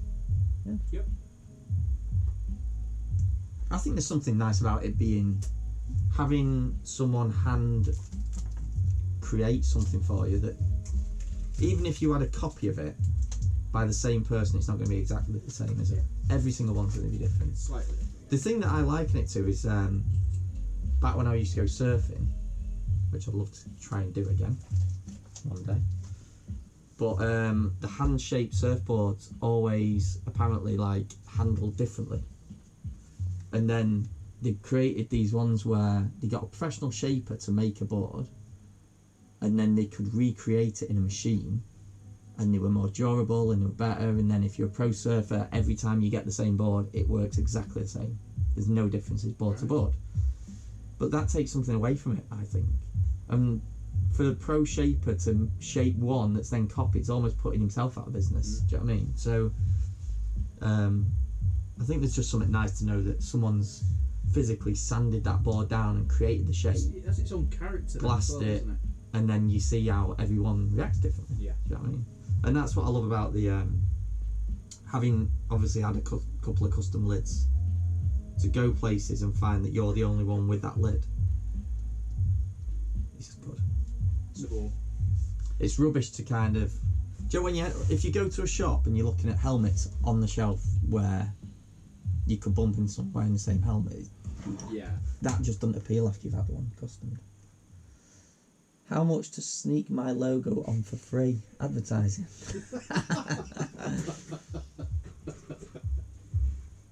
Is Ashley the only person watching now? Oh no, there's 17 people watching. Yeah. When we go for a coffee and come back, they'll be like 0, because everyone will be like, right, we're done. Start again. Yeah. Right, shall we leave it at that? Yeah. And then I'll come back and 2 milli all that.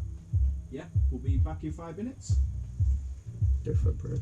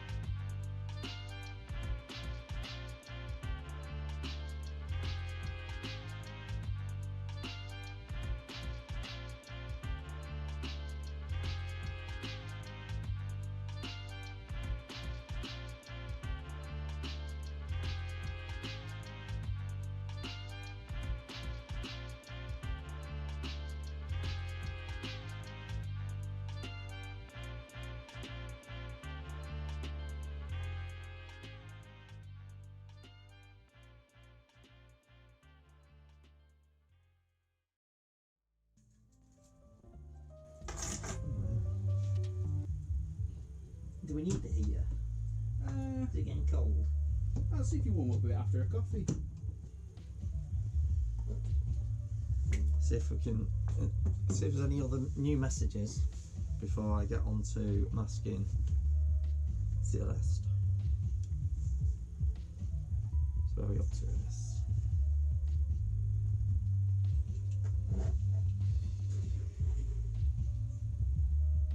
So now where my phone has to reboot.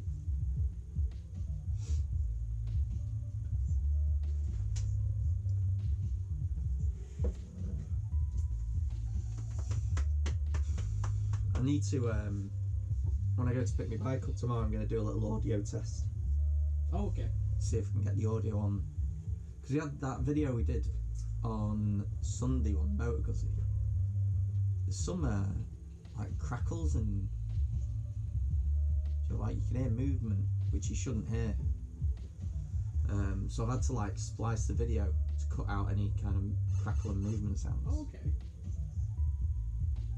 Did you mean on the, is it the binoculars or just, you know, ordinary?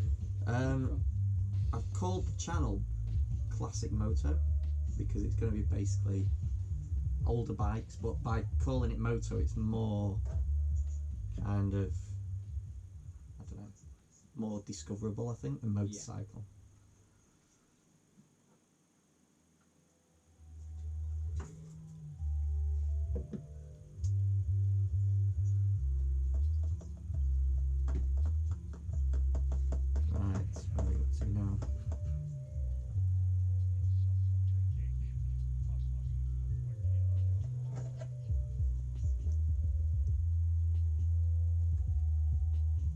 Could do an extension like USB, but I don't think we've got USB extension. In fact, actually, mate, have a quick look in that GoPro one.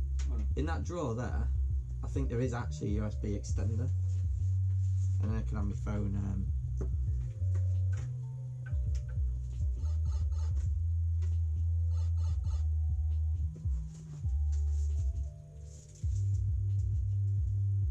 Oh yeah, little one.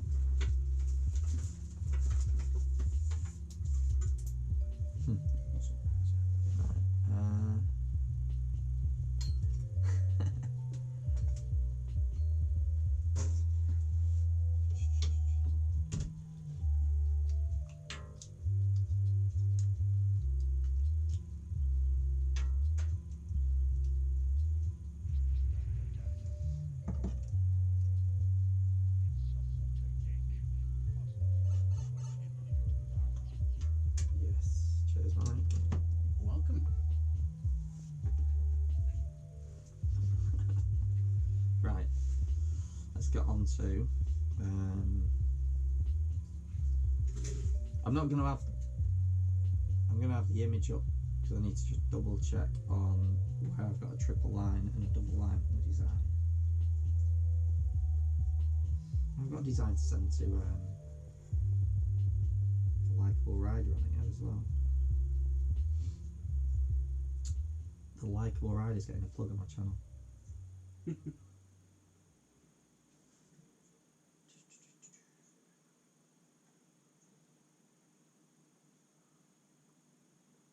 Let's see.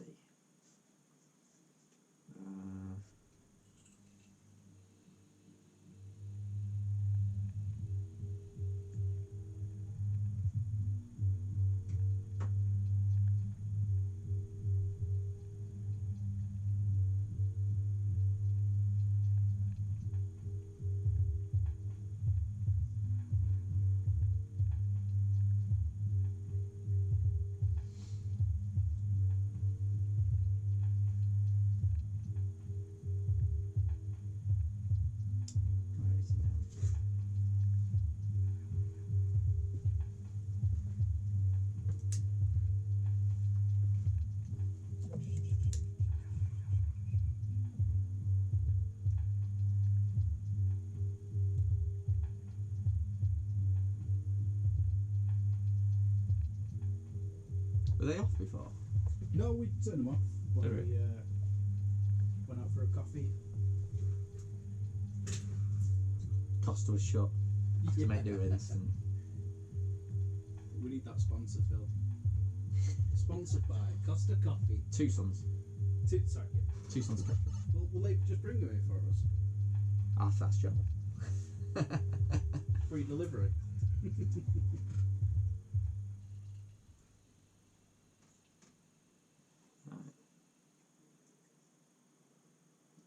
Do you have a recap of where you're up to? And So where are we up to? We are about to lay down the 2 milli line work where this green line work is to create the Eddie Lawson part of the design.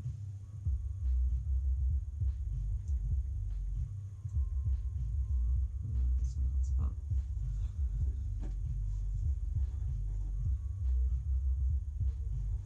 And then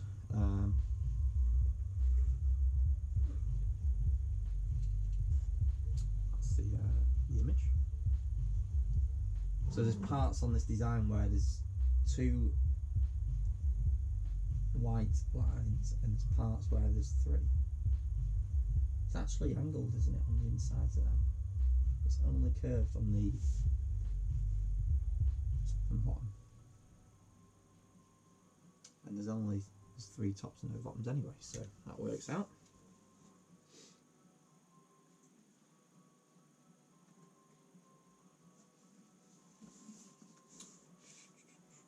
So what I'm going to do is, have you just messaged me? Or have I just got a message through? no, I'm just. Got lol text you off you. Yeah, I sent you ages ago. It's because I rang you. And you just sent me that back. That's a lot.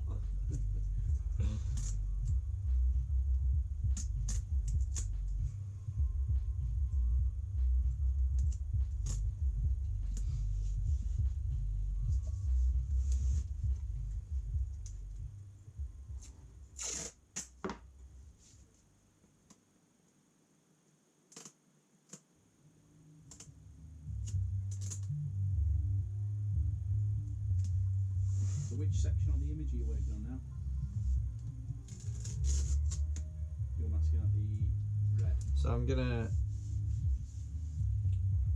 stick in a little bit of 1 inch through the middle of where the red's going, just to kind of double, triple, quadruple check that the lines are going to be right on both sides. Don't want Oh, any. I see what you mean. So yeah, in between So there's a piece of lighters. yeah. So between these 2 lines, we've got a piece of 1 inch, and I can see on the sides how big the gaps are, just to make sure that the line itself is even all the way along. You're not getting any kind of faster, thinner parts, because I'm going to start remasking this in the 2 milli again. I just want it to be perfect.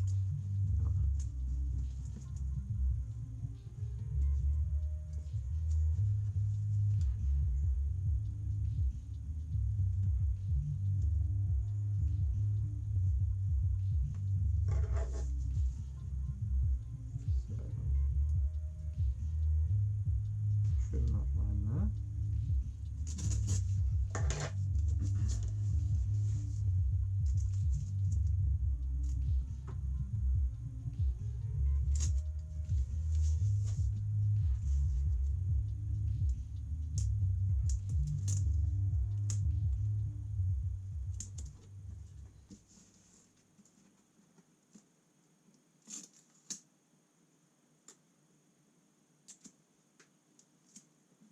Did you see the other test helmet I did for science? The Hawaiian style, where I'd use Yorkshire roses to look like kind of like Hawaiian flowers. Don't remember that. So it's like, it's orange, When was that? fluorescent yellowy, reddy orange down the middle, and then blue on the side, but there's no Oh, I think I did. edge to it. But there's a load of stuff in that you'd have to know Huddersfield to get it. So although it's like a bit Hawaiian themed, it's actually really Huddersfield themed. Okay. So the Huddersfield coat of arms has a ram's head,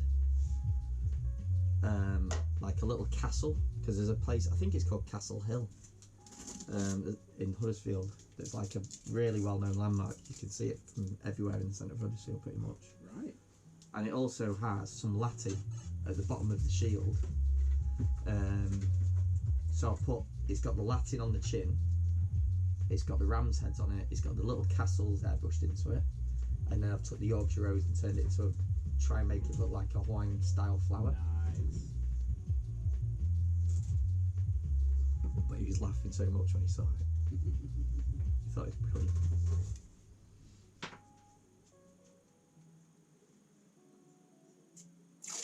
Captain Pugwash rides. Oh, is he up? Day up. Yeah. Yes, the captain.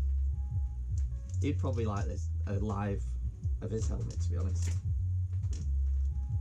This is a test though, Captain. Not done this before. It could be terrible. I think I'll do a standard video of Captain's Pugwash themed helmet.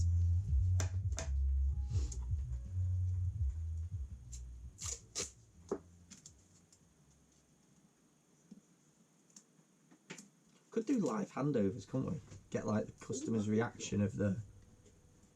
That'd be quite cool.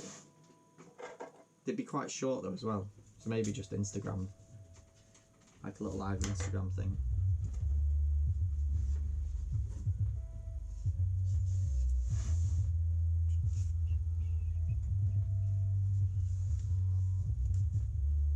Are we on 3 or 2 down? So we're going 2 down, 2 up, that's fine. And then 3 for there. Captain Pugwash says, I've got everything to pay.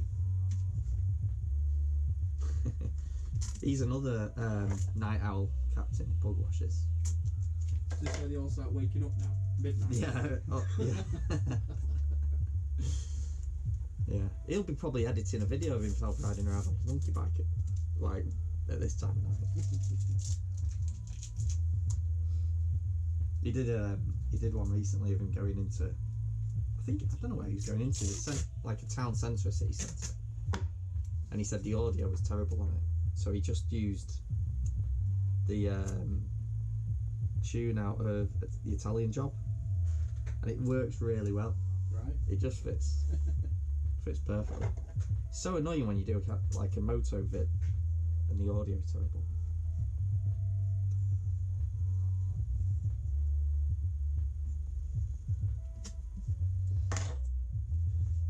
That's why I got you here. Make sure the audio is alright. Yeah, I wish that was the only thing I was doing. Be an easy night then.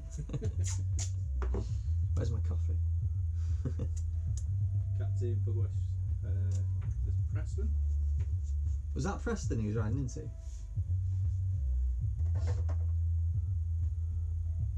Is he out Sunday? Is he going Grindleford Sunday? Sunday morning for a Grindleford breakfast. I've got to wait now for the delay. Yeah, you got a 30-second delay. 30-second delay. Of him typing.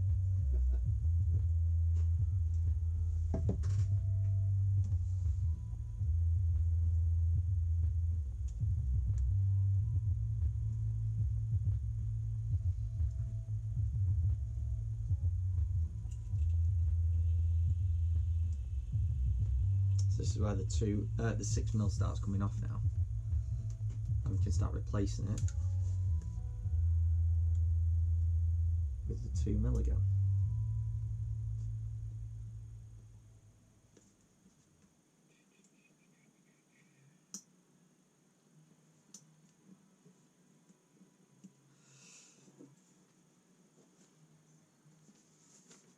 He's responded.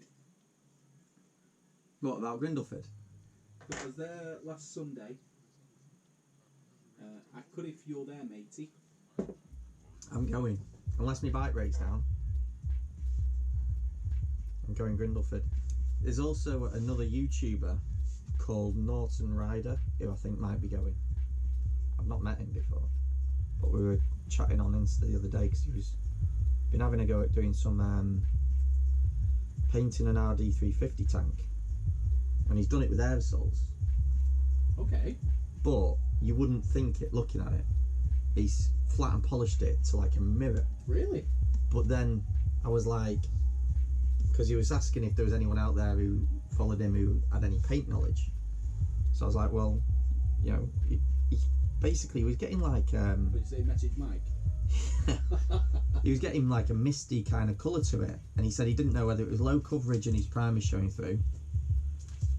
I'm not sure. It could be there could be multiple things that could.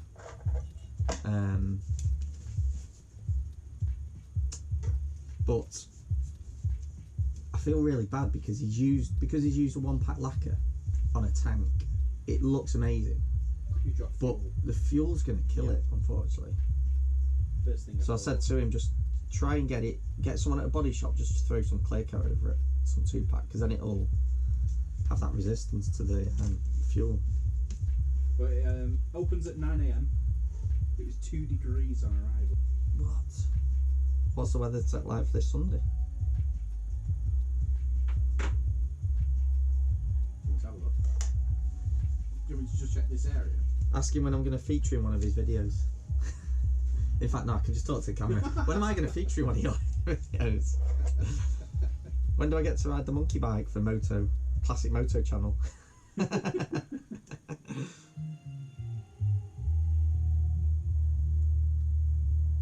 How long do you think it takes to get round Donington on that? On a monkey bike? That'd be Why would you hilarious do to that? watch monkey bike championship Yeah. racing or something like that. Do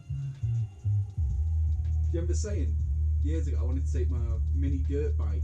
Yeah, you wanted to do To speedway on Belgium, mini yeah. bikes, didn't you, or something? Let's put a little curve into that.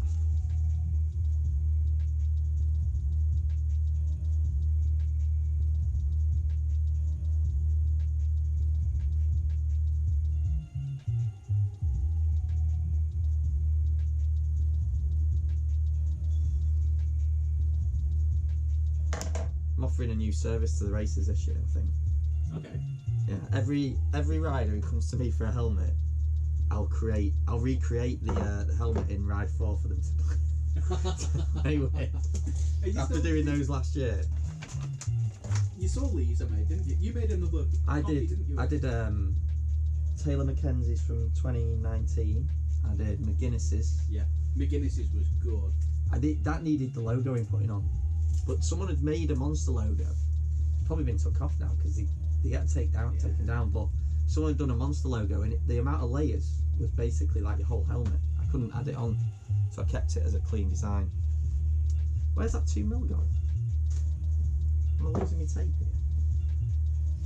Have you nicked me 2mm? Nope. Where? Maybe you've Oh, got it's it. right here. Oh, you got it. Everyone's watching, going, it's there. Where is it? It's right there. Captain Bugwash, I'll be there on the monkey bike. Oh yes. I'll be deaf, but I'll be there.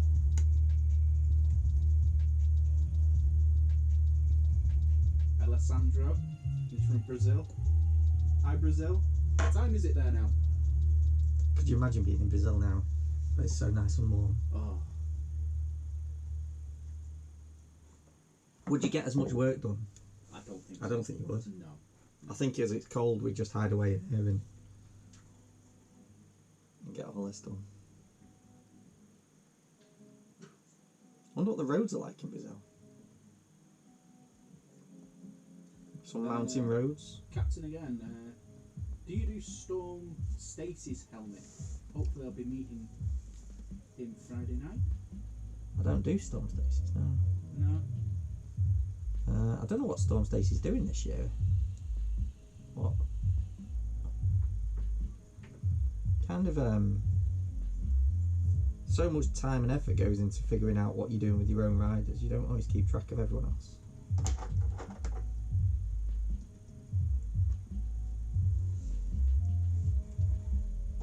The interesting one this year that I picked up was that Danny Webb.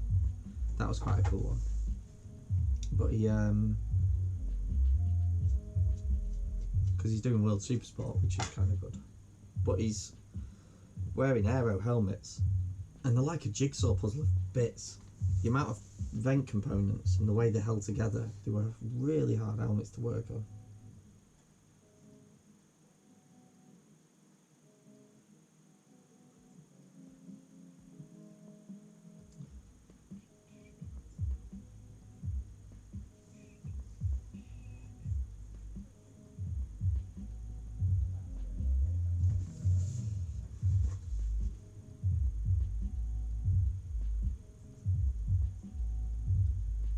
Wonder where the captain's driving to tonight.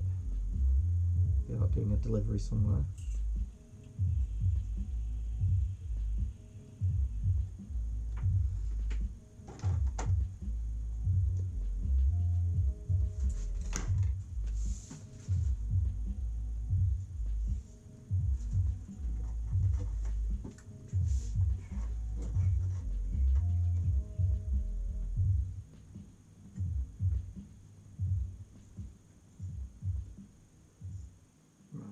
How's the coffee? Hmm? How's the coffee? Alright.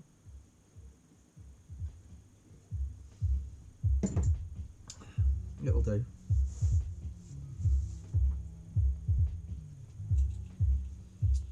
Let's switch some lines, I think. Captain, Bugwash, I Yeah. plugged your hoodies. I bought a hoodie and it's really comfy and soft. I'm in Coventry waiting to get. He's bought one of my hoodies. Apparently so. Awesome. Which one did he get? We'll wait 30-40 seconds for a response. It's like you could have like the countdown clock. The Rider DTM. Another awesome paint job is on the way. Thumbs up. 4 times. He's probably Rider DTM comments on all my videos. It's, probably my most loyal follower stroke commenter going. Top And I seller. always try and respond to everyone. YouTube's a pain for not telling you about comments though. So sometimes you go on an old video and have a little look and there'll be people's commented on it that you haven't even seen. Because YouTube decides it's just not important.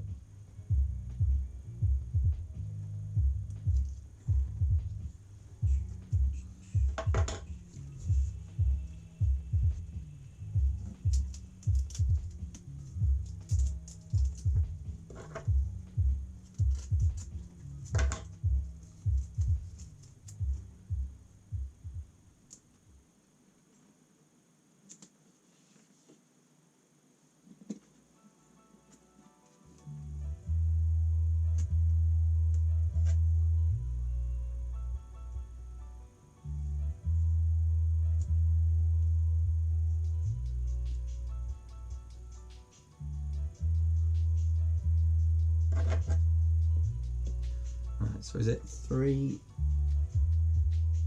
stripes on that side? 3 on that side, isn't it? Anthony 23. Ant-Man here, lads. Good day from down under.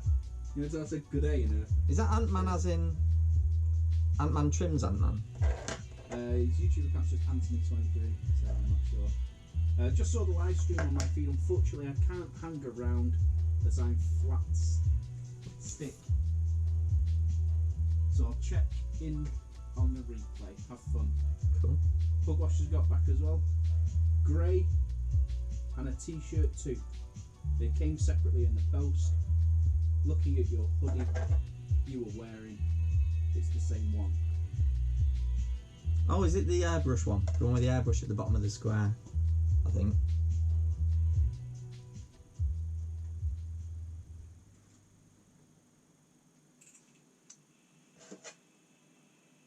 Tell you the other, someone I should do a shout out to is Dotes Dude.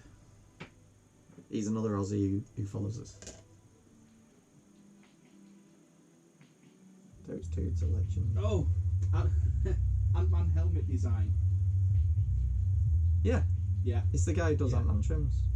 He did a helmet for Macau, and it had a roulette wheel in the top, and he made like a clear plastic like loop or bubble, and then he sanded down a rubber to make it perfectly round and put it in this thing, so it actually had what looked like a ball, running around the top of the lid on the roulette wheel. It's quite a cool thing to do. Anything quirky like that's cool.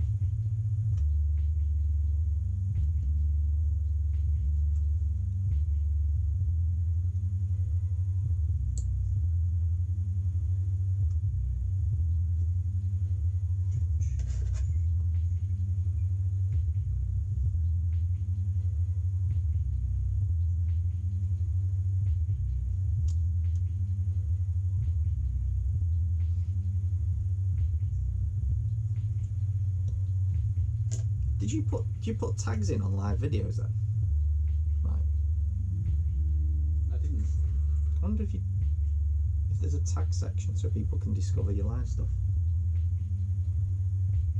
There might be. Makes sense, doesn't it? See it when we set up the stream.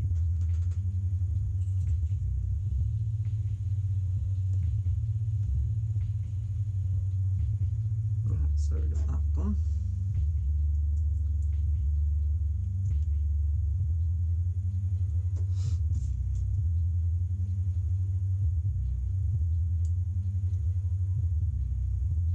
I need to do some of my own helmets. I've got so many projects to do for myself that I haven't touched. I've got, how many have I got? 1, 2, 3. 3 or 4 helmets that I need to paint for myself. And I've got the plans. I know what I'm doing. I know one of them. Which one? Um, The icon? no. No?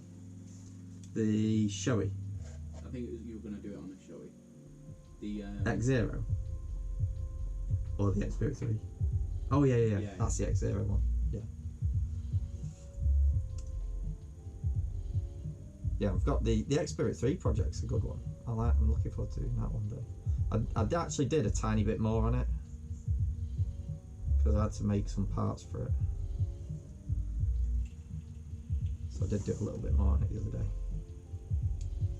during my dinner break.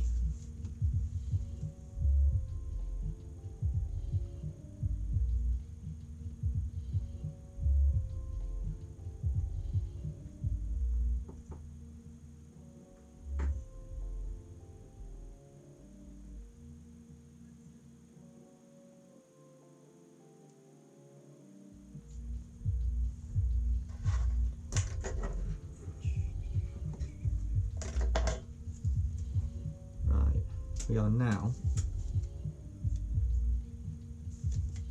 That's looking good there.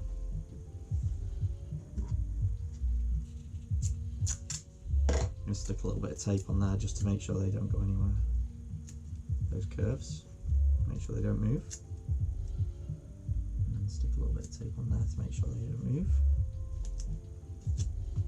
There we go. Clean. Like factory.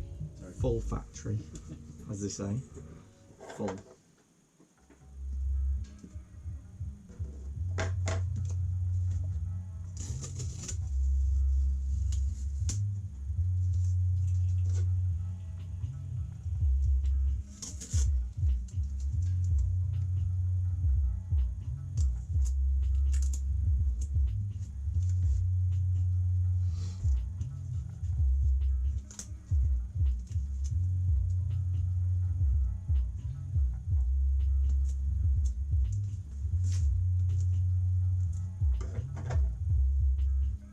It's only 12:30.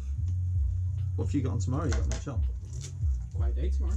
Yeah. Yeah, I've got 4 estimates in. That's not too bad. And a dormer case repair. What day is it tomorrow? Thursday tomorrow. What am I doing tomorrow? Thursday.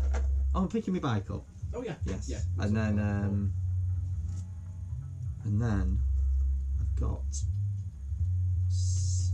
I'm delivering some helmets to Silverstone on Wednesday next week, so probably How many have you got? I'm not sure actually. Do you know how many? Is it daytime or evening? Wednesday day, I think it is.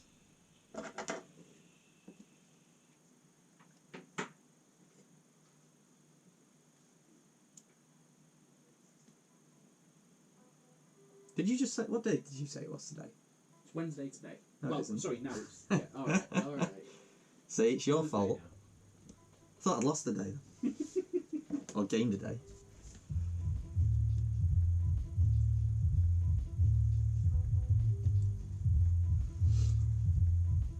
Definitely the top-down camera there, you know. Next time, I'll drill a hole in your roof. Be alright. Do you know, I did it with, in there, so the GoPro comes, do you know, it's got like a clear plastic top to the box with the GoPro in, and then it's clipped to a plastic plate that's got the mount slider on it. So I stripped the box apart, cut this plastic plate off, and then screwed the plastic plate to the ceiling. Yeah. It works really well. Because I did do it with a standard mount. I screwed a spreader to the ceiling I saw that. and then put a standard mount on it with the double-sided. Anyway, I left the camera up there now overnight. And the weight on the adhesive for that long was just enough to pull it off the ceiling. Background music. Is that playing so you can hear it, or is it just audible to YouTube? Sounds like we're in a lift. Wait. What, audible to us?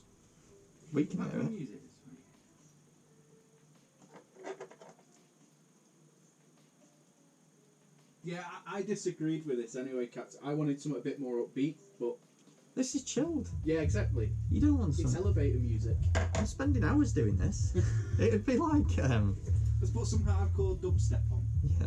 No, save that for the time-lapse stuff, the fast videos. It's like 12:30 at night. The last thing we want is hardcore. Bit of Wigan Pier.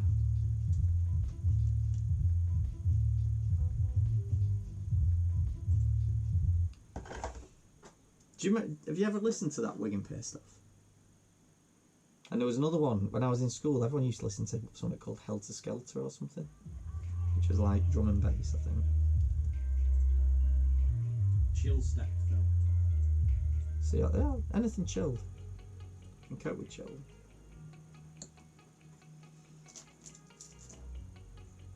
Is that a bit better, Captain?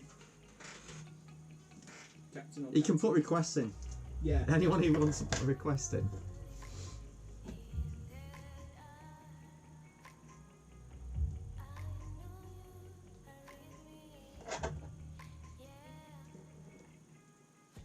This is when people realise that I'm not kidding when I say I work into the night. Yeah, I'm sure he does, yeah. No, I do.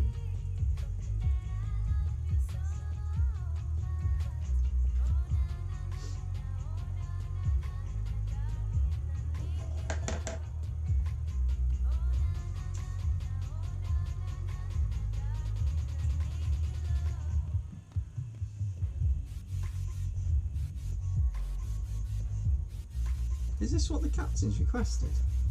I'm surprised. I didn't think he'd listen to this kind of stuff. That's better. A bit of London grammar.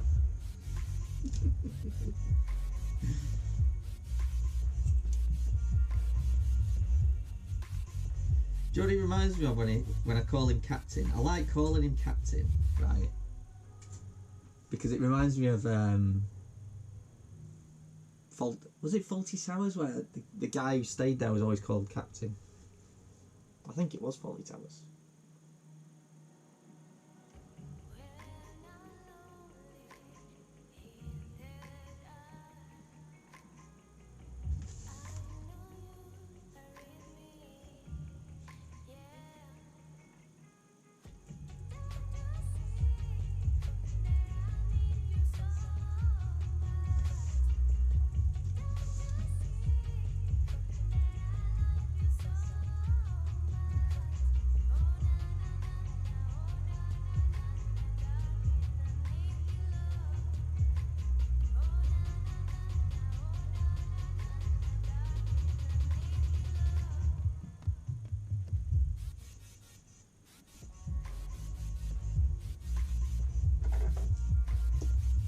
I think we're going to have to be, we'll mask all this out and then and do the next instalment can be the painting it red. What do you say? Sounds great.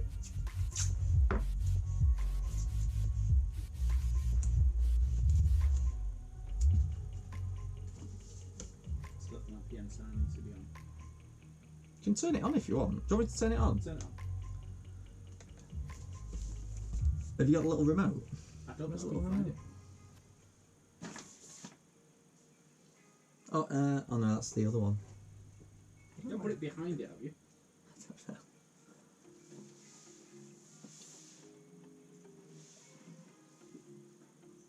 I think it's over near. Oh, there it is. There, on that stand. Won't work. You have to do it from here. What top ones? They work from there, but that'll be like. I did plug it in. There you go. There you Whoa. go. Look at that difference. Like turning on Blackpool illuminations. Jeez. See, it only really works when it's dark. Then you can see it. That looks good there. Oh, that's it. That's finished it. That's the look. That's going to drag in another 100 viewers now. That and yours and the captain's music choice.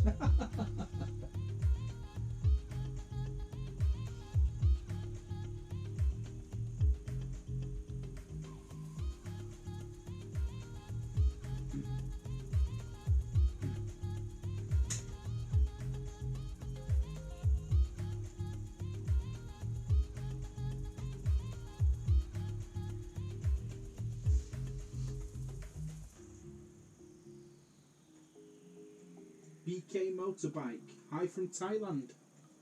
Whoa. Travelling across the globe. BK motorbike. BK, yeah. Bravo Kilo Motorbike. Have to look them up. See if it's see what it is. If it's a manufacturer or a shop or a moto vlogger. Do you watch any of the moto vlogs, Mike? I watch. What are the two guys called? 44T. Yeah, they're funny. Yeah. They are awesome. 44T. They do some good content. I like watching a bit of Teapot One as well. You know, that episode. That episode where you The interview best me. episode. Yeah. Yeah. My- Oh, I my don't blame you there, shout-out Mike. I'd watch that one too.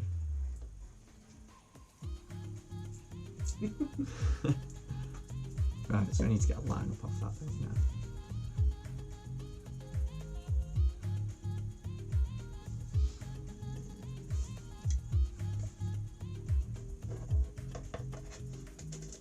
If you watch, if you do watch Teapot One, it's really early stuff because he started when he did his round the world trip.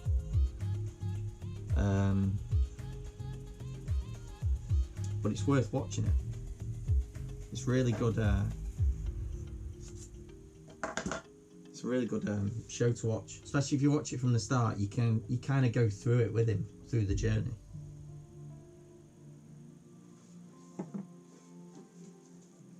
Look at that star there, Phil. Yeah. Much better.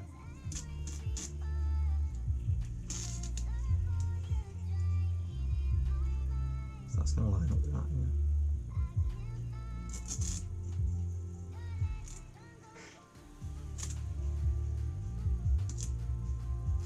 I can actually put. Okay.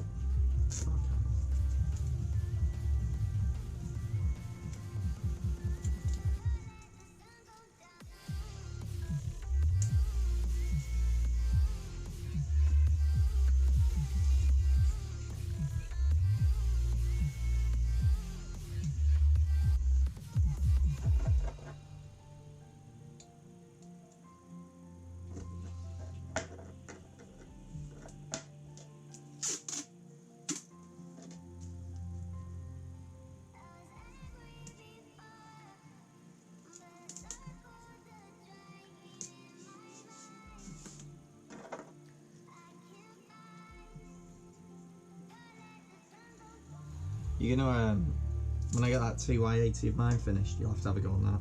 Yeah. Need to find a field that we can take it out in. What about the 2 acres? Yeah. Take it out on the estate. There's two different types. That can be taken two ways. Either you've got a massive house, or you're going to ride it around the streets and take it on the estate.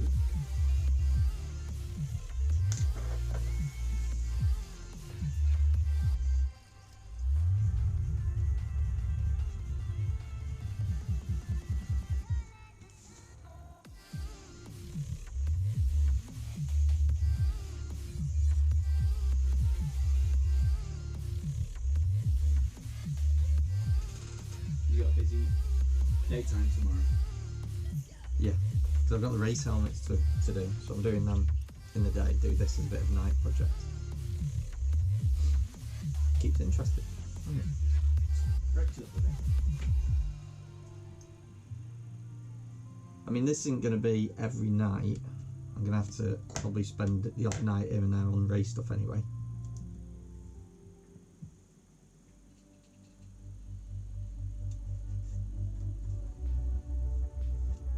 As long as everyone's got lids for the tests. And then all the stuff for the first race. Everyone's covered. It comes out you know, tight on deadline, I can always run them lids for you. Yeah. Have you seen that video that Simon Reed's done? I shared it on my Facebook today, I think. No. He put it out on Sunday, which isn't always the best day for kind of people seeing stuff, because obviously everyone's doing family stuff normally, or they're out and about, especially with like the lockdown stuff coming to an end. People don't always then log into YouTube and watch stuff on a Sunday. So I said I'd share it kind of midweek to stagger the shares on it. But it's kind of going to follow him, like this media company's going to follow him and do a couple of videos through the season. So the first one is him, kind of introduction to him and his preparation for racing. And there's a bit that I thought was quite funny. He does BMXing, which is quite cool. Right. He's quite good at it as well. So I sent him a picture of my bike, my old BMX. I've still got. But there's a picture of him, or a video of him from a drone doing his like cycle training. And he's going down this country lane and there's a really sharp, like hairpin left, hairpin right, like an S's, but with a bit of a gap between. And he cuts the left apex perfectly. And then when he goes on the right one, obviously it's a road, so he's hung wide in case the car comes, because you probably can't see. But I was going to send him a message saying like, "Oh, you missed that right apex. You missed the apex on that bend there."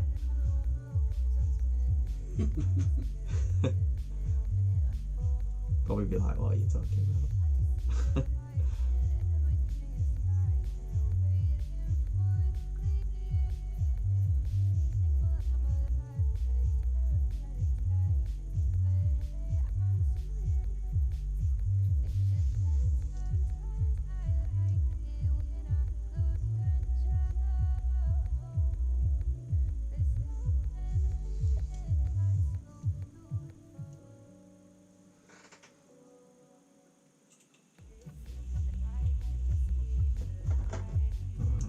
So we got that one.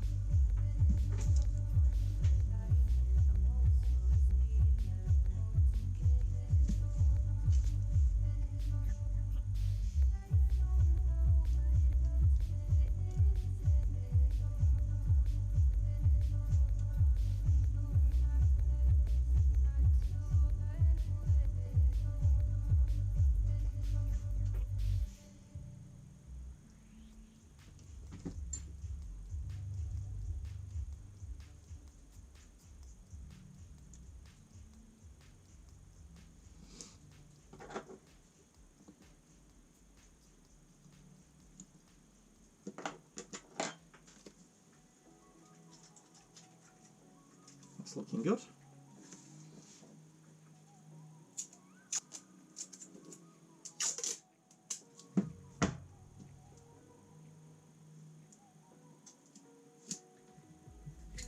I wonder if you can get wireless USB What, so it sends via a wireless thing, but it's just a USB plug-in? Yeah. I think you probably could. Because your keyboards are USB, yeah. wireless USB, aren't But they? then again, it could be quite a lot of data being sent. couldn't Yeah, it? you're not going to get like USB It's not like- 3.0. Probably. I don't know.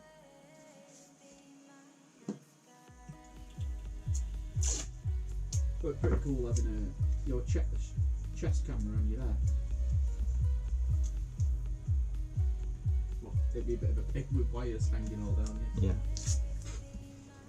I've done some first person stuff with some of the videos. But the problem is you can't speed it up too much because it just goes because the camera's moving around, it just goes all over the place. Yeah. So you kind of need a static camera, and you can do it, but you have to kind of edit in the first person stuff almost as a separate clip on a different speed. The one I tell you a good one was Baffle Culture's helmet. I mounted the camera to the gun. Oh, But right. again, because you're spraying, you're going like left and right a lot. I couldn't speed it up, so you only get like a little kind of section of it, and then it's finished. I think there's a few slow-mo shots that would look cool. Do you remember that one we did where we were clear coating Ellison's and we did like high speed and then went doosh into slow, and you could see it atomizing We the used to clear do coat. loads. One of my favourite shots we did was when we went through. No one probably noticed it. When we went through the glass Yeah. on the on The the. door shut behind you. See, that's yet another reason why you like that Ninja Turtle helmet. No. Yeah. It's the design of it that looked cool. And you were there for the handover. That was cool. Yeah. Oh, yeah, that was amazing. Sandy came for that one as well, didn't he? Yeah, Sandy was He there. took some pictures, yeah. Good old days. We also them shots where you spliced it and you had 3 or 4 of you lacquering at once. You remember? Yeah, they were good. Like They the were staggered really thing. The thing is, you do these kind of effects and they look really good, but then you forget that you've done them. So you do another video and you're like, oh, I don't look as good as that old one. And then you remember, like, all the work. there's Yeah, a lot of work can go into an edit, though, can't it? Oh god, yeah. And like everyone says who does YouTube, you can put loads of work in and then no one will watch it. And then you'll do another video that you put no effort into at all, and then everyone watches it. I mean, like that, the thumbnail for the Marvel DC Comics list is just a picture of me painting. It was nothing special on the thumbnail, but it got loads of views. Probably loads of people subscribe to me thinking I just did comic book stuff. And they're pretty disappointed that it's all race helmets.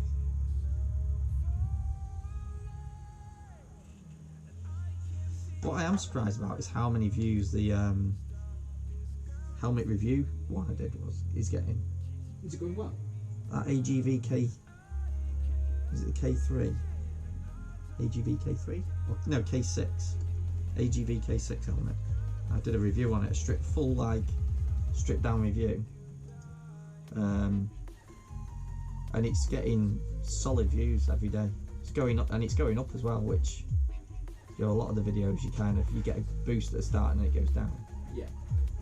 This one's going up, which makes me think I've got a load of footage for the other helmets that I need to just stick together into an edit and put out.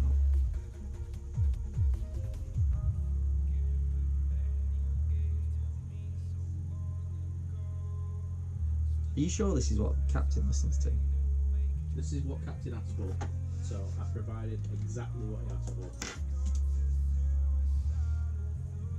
I'll have to ask him, I'll quiz him on it when we're at Grindlefoot. No, you don't have to do that. So what's this music that you listen to? I didn't think you'd listen to this kind of stuff. The melody. Captain's more like, to me, I'd imagine he listens to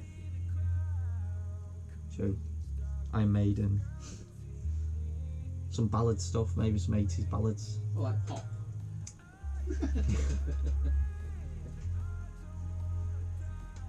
90s cheese.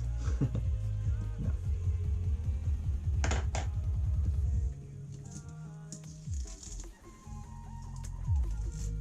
Shall we see where we're up to? It was either that or he asked for elevator music. I'll hold it up to the camera and then you can see where we're up to with the line work. Oh, change the camera, why don't you? That one. No, that one. Right, that's it. There. So you can see all the double lines are coming in now. And then we just need to transfer the same onto that side.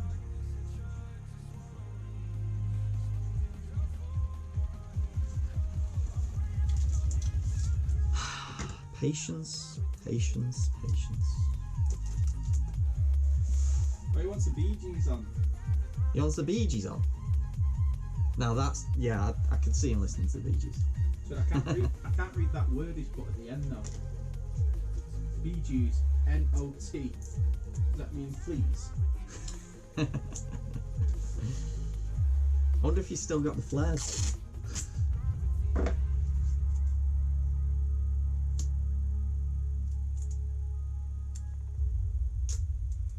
The monkey bike, in fact that's what he needs to do. He needs to do a moto vlog on the monkey bike with the period outfit for that bike. What outfit? Because they were like a were they 70s? 70s bike. So he needs to do like a 70s. You could even put filters on it to make the footage look old and be full like 70s flares and everything. Film it as if it was filmed in the 70s. Get like one of those shirts that's open with a medallion and a bit of chest hair hanging out. I quite like anyone who does like the vlog stuff but has a bit of a sense of humour about it. That's what I like. So that's why the 44 Teeth guys are quite good, because there's an element of humour to it. One of my favourites used to be oh, what was he called? The Crumble. He was my favourite. Yeah. I used to love his videos, and he took them all down because YouTube punishes you for swearing. So he took them all down, all the good ones anyway. Just kept the other stuff up. But the stuff he used to say on his channel was hilarious. Captain, the amount of work involved is amazing. I'll get an after.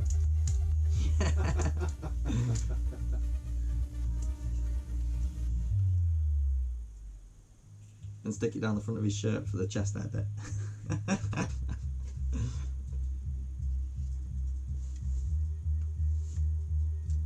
Right, so we can cut that off now. That's another reason why you need a sharp blade, is because you don't want to cut into the lid, and the sharper it is, the more likely you're just going to snip through the tape at the top. Yeah, you put too much pressure on one. Yeah. You need a fresh blade, by the way. Or... No, it's good.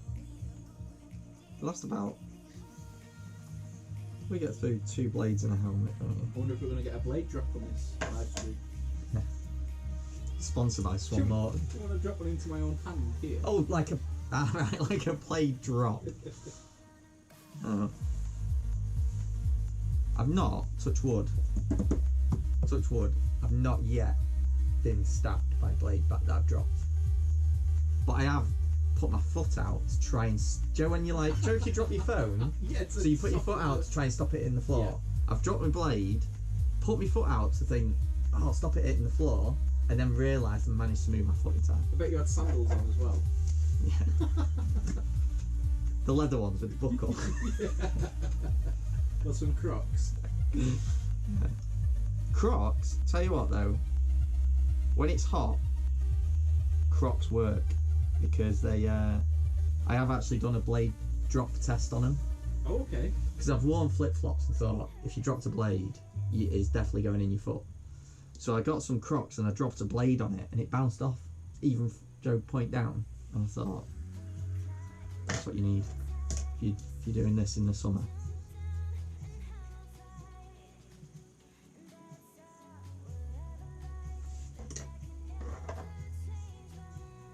Would you ever attempt a helmet with aerosols?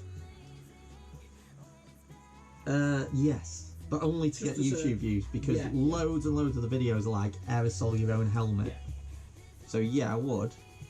To be honest, the that rusty helmet that I did for Iden last year, the Mater themed one, that rust effect's in an aerosol.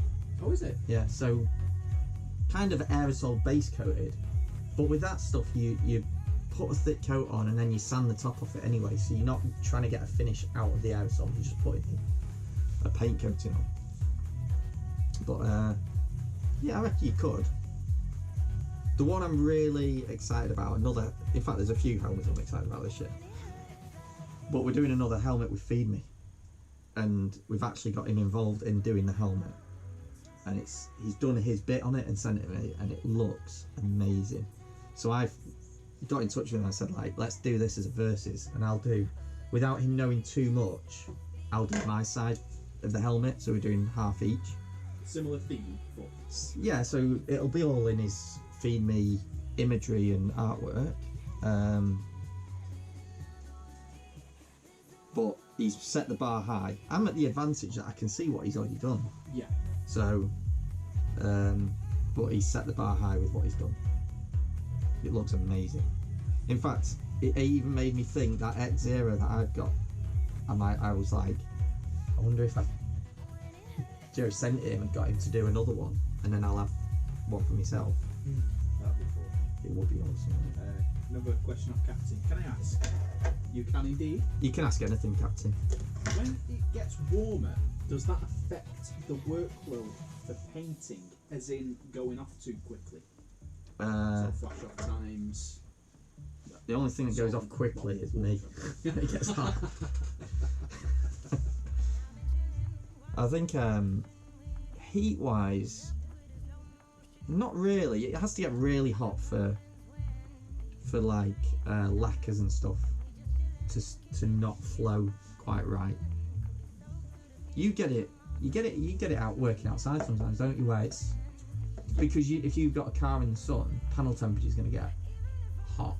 That's it. Yeah, there's times when you're working on a black car in direct sunlight, the panel temperature is at 70 degrees, so you can't be applying product on there. You need to set the marquee up to get the sun shade. off it. Yeah, to cool the panel down. And then even spraying it with water and blowing it with the air blower to cool the thing down a bit, take the temperature out. Yeah, I mean, still though, if you're in direct sunlight, it takes 5 minutes and it's back up to. I remember, here's a story going back to when I was in the body shop painting. It got so hot that the colours were going dark. We couldn't get a colour match because it sent you're relying on with the metallics and pearls for the pearl and the metallic to sit a certain way within the coat.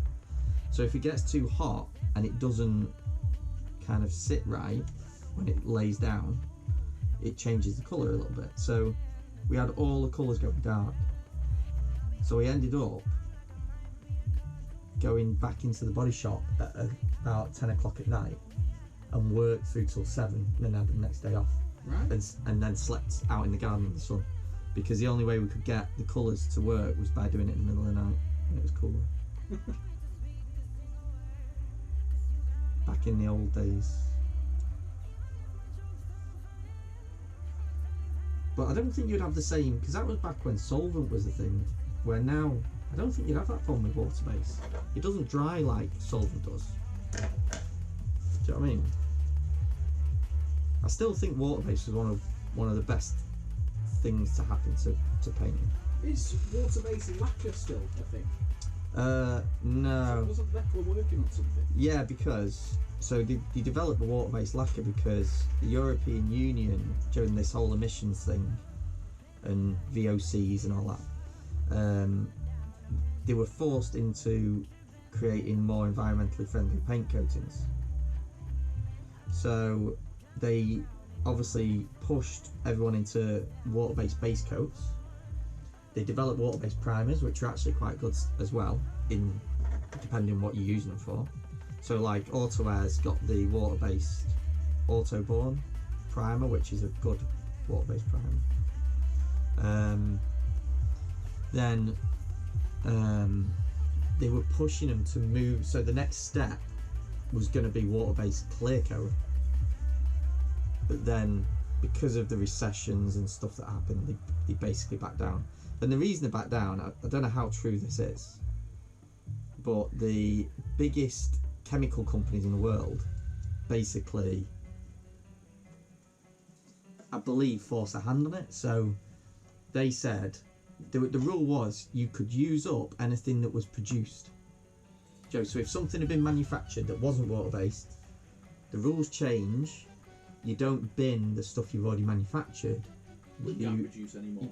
You can use it up. So when they got rid of solvent base coats being a thing, they mass produced loads so that they could run for as long as they needed to, and they threatened with the clear coat that they were going to do the same thing but do it to such an extent that they would never be able to kind of police it and get on top of it. So then they backed down. I have used that water-based clear coat. It's really weird because it goes on like milk and then it sets clear.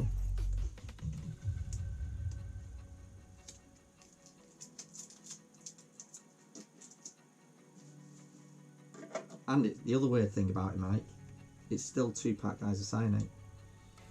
So the ISO in it? Yeah, still isocyanate 2-pack. It's just not got the solvents. Yeah. So it kind of, it's got all the resins and stuff, but when the water evaporates out, the cross-linking then happens and then it's set solid. There was a company in the UK that was doing, they were like selling themselves as an environmentally friendly body shop, and they were using it. But I don't think many did. What is this music? Are you sure he's asked for this? Exactly what he asked for, Phil. Didn't you say Bee Gees? No, he did say the Bee Gees. Can we play that? I don't know. Bee Gees remix, maybe.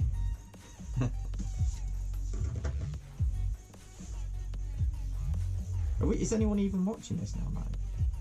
We on our own here now? 11. 11 people. Want something a bit more chill?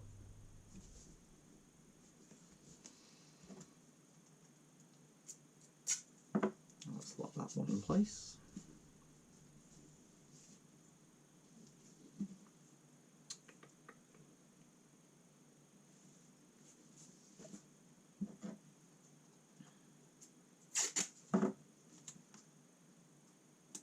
Elevator music, yeah? Yeah, elevator music. Shopping mall music.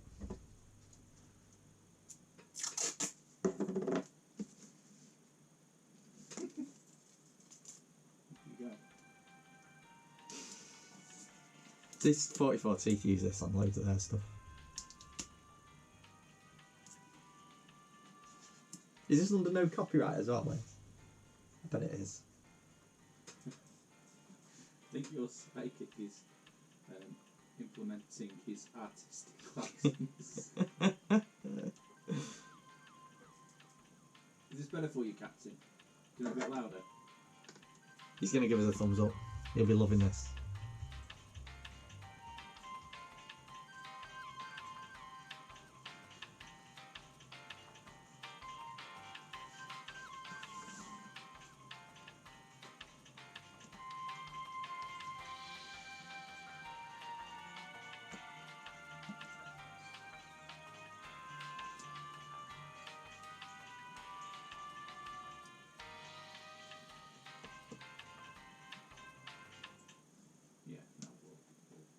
Scrap that. Could you not cope with that one? Captain, second floor. Ladies' underwear.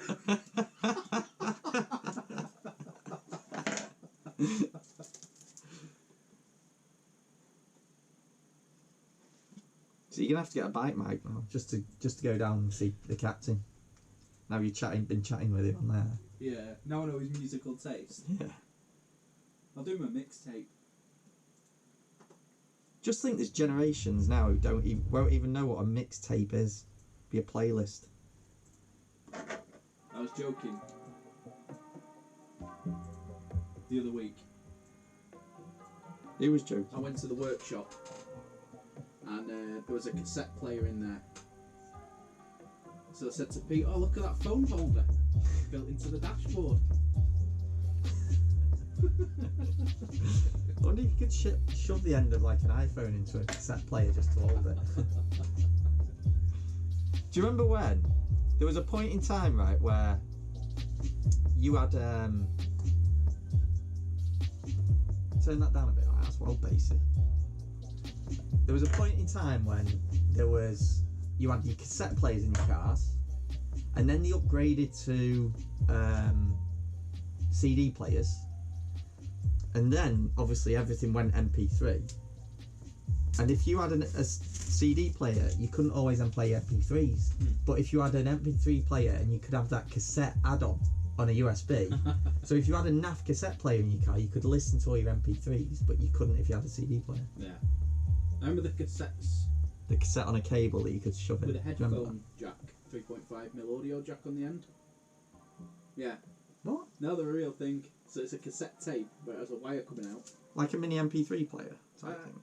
And it's just a 3.5 audio jack, so you could plug like your portable CD player in at the time. Yeah. Oh, and then play it through that? Yeah, and play No through way. the cassette itself.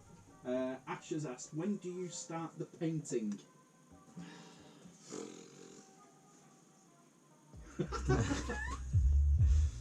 We don't like to think about it. Yeah, let's get past this bit first. Right. Which part are we doing now? So we've done them 3 stripes, got them 2 and 2 there. They're all 2 stripes.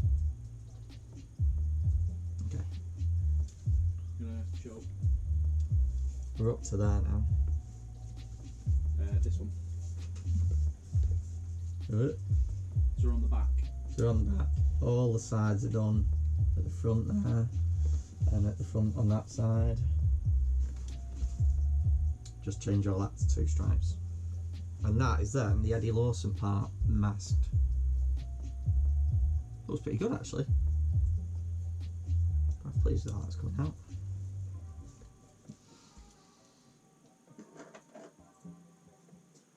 Captain and I once had a Mark III Ford Capri pinched outside a nightclub. It was found in Bolton. I was gutted because the Christmas tape had been nicked. They left the car.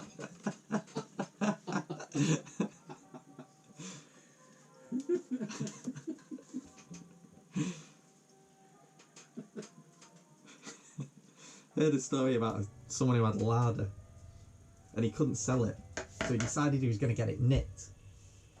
So he parked it on a seafront, just like on a promenade, with all the windows down and the keys in ignition, in the hope that someone's going to be walking past, see this larder sat there and just think, take it for a joyride. Came back to his car after leaving it there for a full day and it had a load of chip shop wrappers in it. No one nicked it.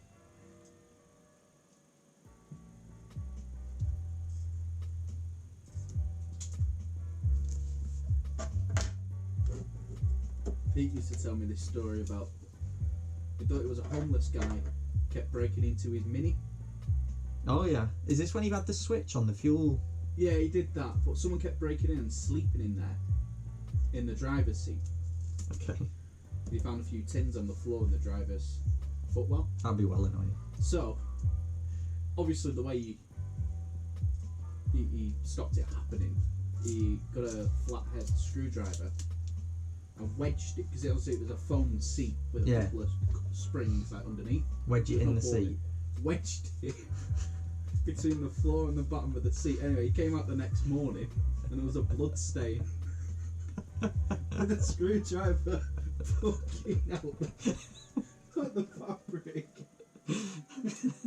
Be like a naff vinyl seat, I bet, as well. Oh, sorry. Did I read it wrong? Oh, I did. I read it wrong. Sorry, Captain. I was... So he was gutted. Because...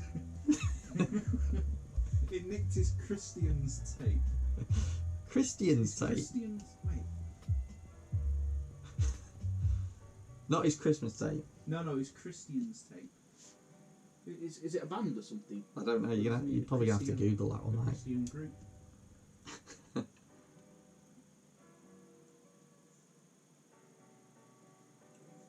It's Christmas tape. That's not how you roll.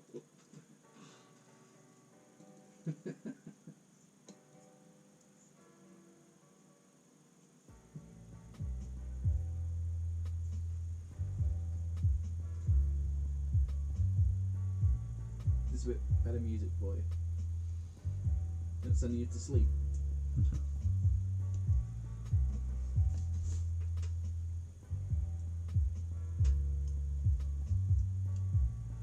Yeah, the Christians. Yes, it's a band. Right, we'll have that for next time, Captain. We're gonna play bit of this, Christians on.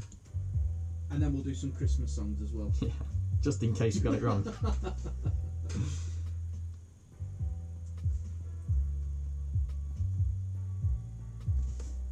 I feel like I'm sat in the dark here. You turned all the lights off on me. Set the mood. Yeah. That's worrying when you're picking the music as well. I'm not a Bible basher.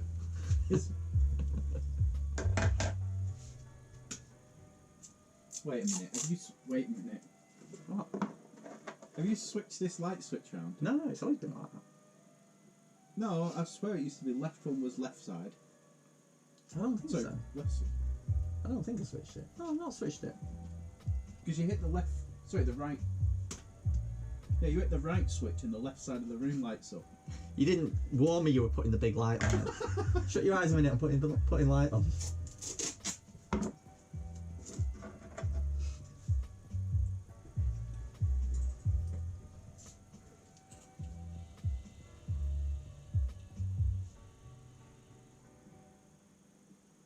It's coming together nice that now. It's coming together, isn't it? It'll look good when he once the red's on and I unmask this bit. It's gonna look good, and then we'll. Battery's about to go on these. They're saying 0. You can see it's already dim. Oh, this one's okay.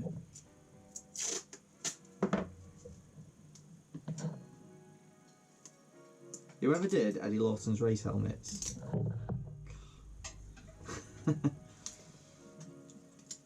Must spend all his time masking.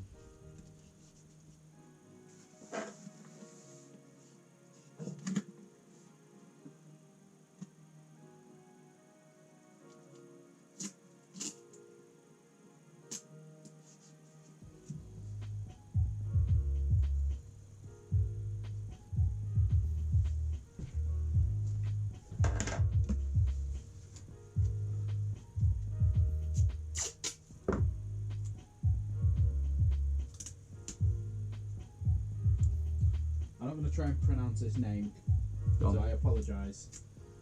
How many hours of work is going to be in this helmet? 20 plus? To be honest, I never count. Because if I did, I think I'd have quit by now. Never count. The masking is the slowest part though. Yeah. By far. Once you get round to putting the paint on, it's a lot quicker. And a lot of this design is going to be there's things that are pre-cut on the vinyl cutter, so those bits will be quicker rather than all hand laying all these designs out. Well, you're already 3.5 in. Oh, 3.5. Nothing. I'll be stunned tonight. You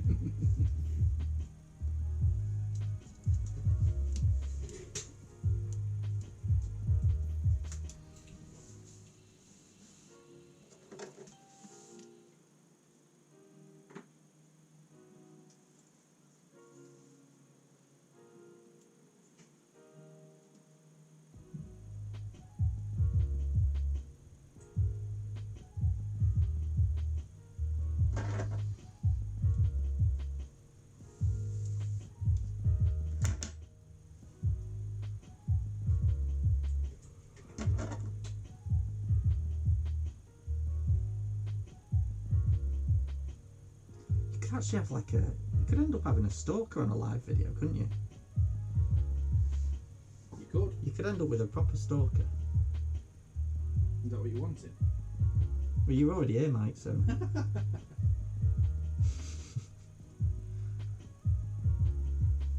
I don't know how we met, but you've never disappeared since. I've still been here. Never left. Never left. You won't let Like me out. Royston Vasey, never leave. You'll never leave. We still need to go and find where the local shop is. Well, we found the location, didn't we? Yeah, yeah. We just need But to we can go and now, can't confirm. Yeah, we can. Maybe we'll vlog it. It'd be a good ride up there, actually. Could go on the back of the bike. We could. No. It's not private land, is it? Hunt for the local shop.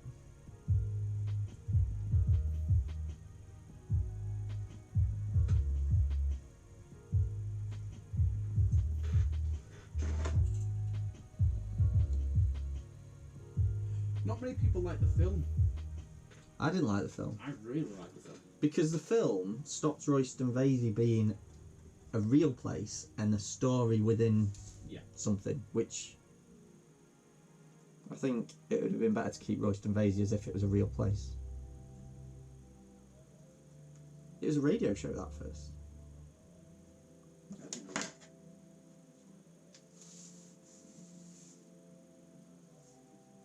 Yeah, the film wasn't great. Christmas special was good that they did. Was that last year? Captain's Jimmy Savile question. Jimmy Savile? What were we talking about previously? That's right, I think, because he's 30 seconds behind.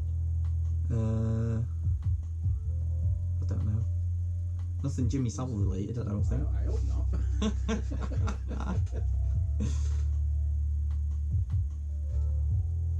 Stalkers? Oh, yeah. Yeah, we will. Can't be that. Probably get someone stalking you after that. Yeah, Jimmy Savile. I remember writing into Jimmy Savile. I wanted him to fix it for me. Riding into it? You had to write into Jimmy Savile to go on Jim will fix it. Good job I didn't get picked, didn't it? Yeah. Well, I don't know. I think you would have been alright. Was that on the Detectorists where he finds the Jim fixed it for you medal and he ends up chucking it away? Yeah, stalker, that's what he meant.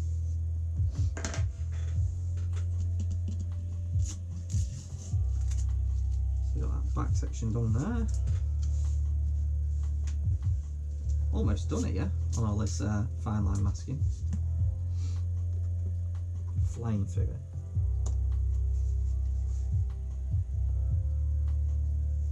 Someone comes to me and says, can I have an Eddie Lawson rep? Well, they can just follow this and get themselves then. Yeah, just do that bit for me and you can have the rest.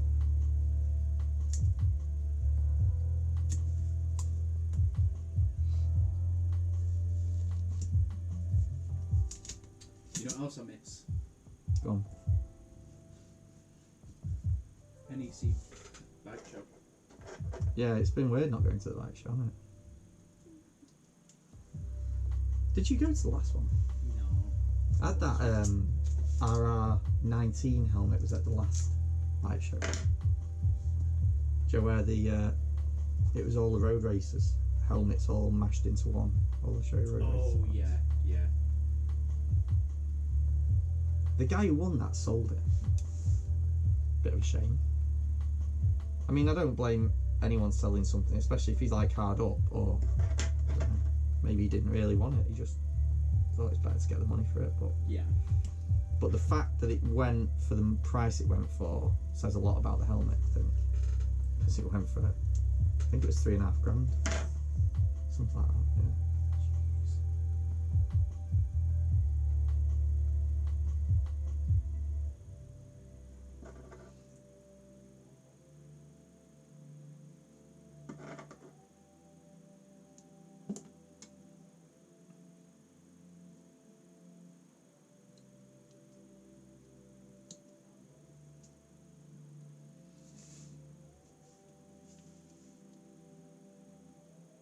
That what's it one? Do you remember when we did the colour changing one for Lee?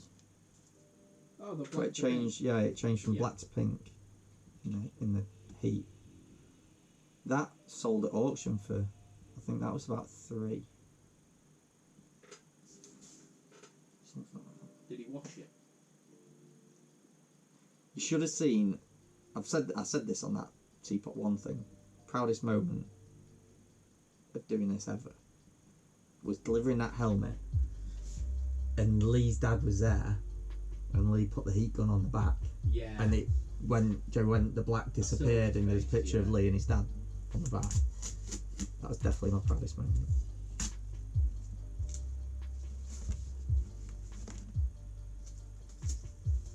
I can't get over how funny Lee is. Mm. You only meet guys and they're just, anything they say is hilarious. I think It's a gift.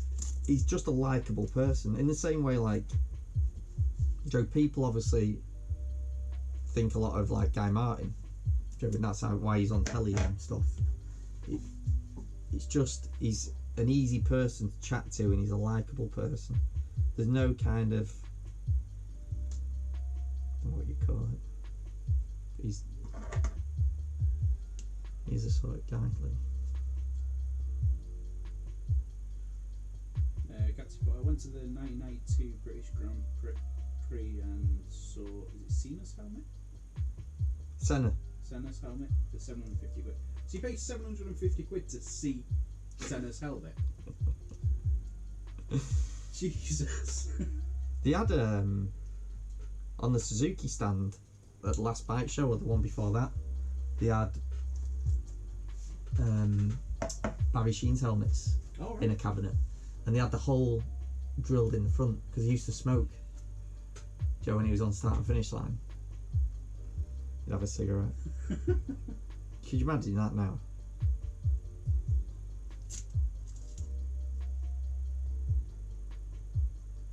Right, so that's that bit done. Only got 4 more bits to do. And then that's all that section's mass then, ready for the red to go on. So we'll call it a night at that, I think, once we get this next bit done. I knew what you meant, Captain. What did he say now? No, you tool. It was for sale.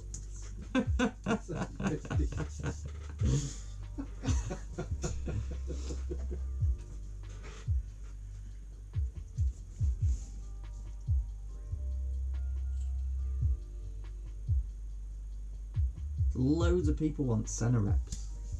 It's a big thing for Senna reps. I've even been asked for a Senna rep once, I think.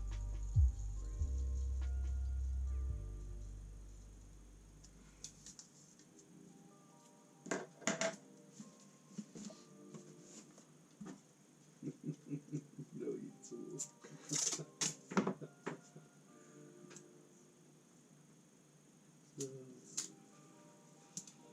What elevator music I've gone through in a minute? Calm him down a bit. Put the Christians on, that'll calm him down. What's some Christmas music?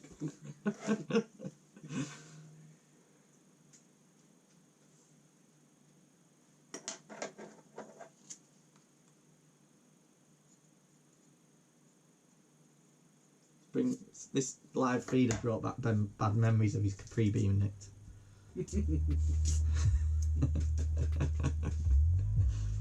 Did he say Capri? No, his car. He left his car and he stole his Christian cassette. His Christian one, yeah.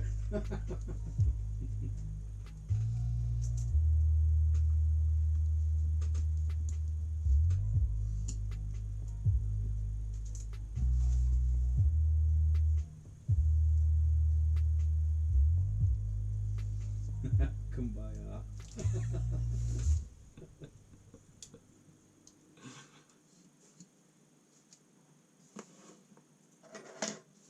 You're going to have to look him up now, Mike. You're going to have to go and watch some of his videos. In fact, I'll have a look now, Captain. Let's have a look. Find the one where he takes the drone for a spin. He takes his drone for a spin on a windy day. It just disappears. And then he starts chasing it on his bike.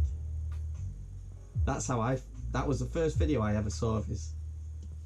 It just popped up as a recommended. I watched it, I was like, oh dear, what happened? Captain Pugwatch.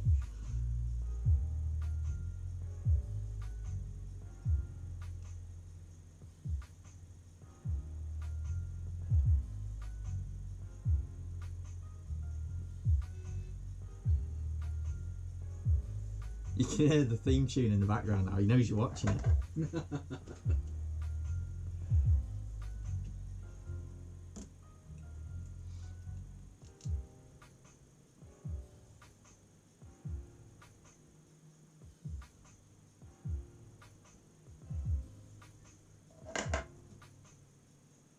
Do you remember that cartoon? No. You don't remember Captain Pugwash? When did it come out? Years ago. It's probably old when I watched it. It's probably like reruns when I watched it. I was born the same year Captain's Christmas tape got stolen out of his Capri, so No wonder you don't know who the Christians are then.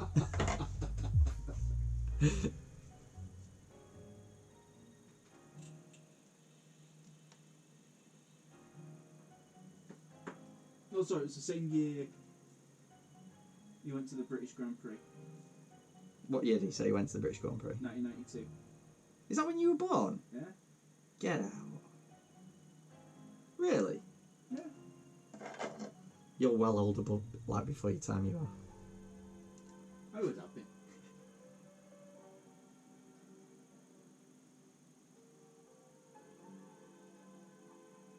Latest 1000 hour one is good. Love that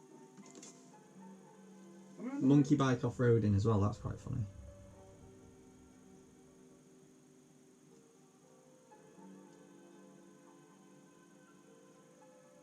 You could ride a monkey bike, Mike.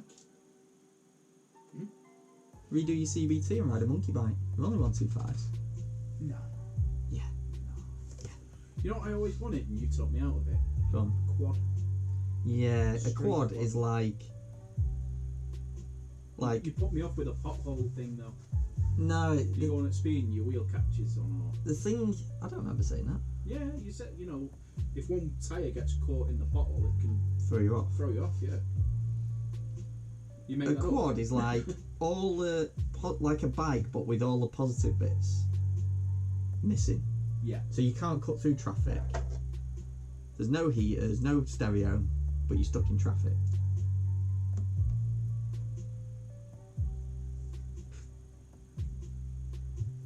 Quads were never a thing before, but they seem to be quite... Saw two today on the road. But I always get the feeling that quad... Joe, if you had a quad, you'd just get pulled over all the time. Because it's just... It's the kind of a thing people would ride around illegally. Yeah, well, let's be honest, most of them you see flying around, they're not exactly abiding by the law, are they? Well, that's what it is. I can't remember seeing one on the road where they haven't been either pulled Plus- a wheelie or... It's probably, like a lot of things, prime for getting nicked as well. Yeah. I guess it's storing them. Any dirt bikes are like... Yeah. You need a garage, don't you? And they're not all that big. Like, they top out at 450, don't they, a lot of them? 450, but with a load of extra weight that a bike wouldn't have.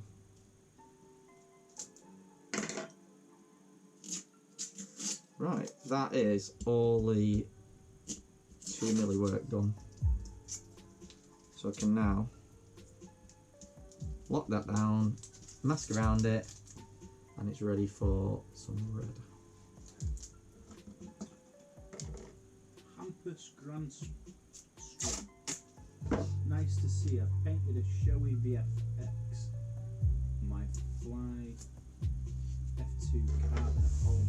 I'm a noob, but I do enjoy painting. So have fun. So fun to see a pro. Big ups from Sweden. Cool. They're up late as well then. Yeah. It's not just us.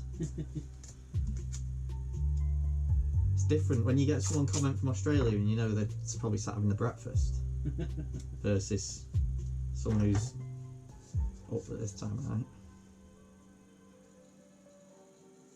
Did we say we'd go till 2? I'm not. I beat me time. We're going to be done here by That's quarter the to 2, aren't we? first I think that's ever happened. I normally get carried away, go too far in the details.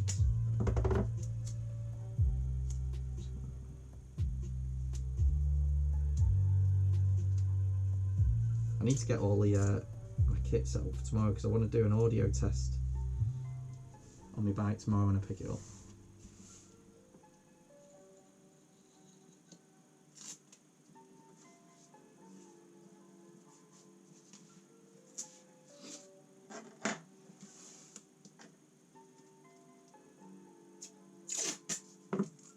Captain. Birdie, girdie, girdie.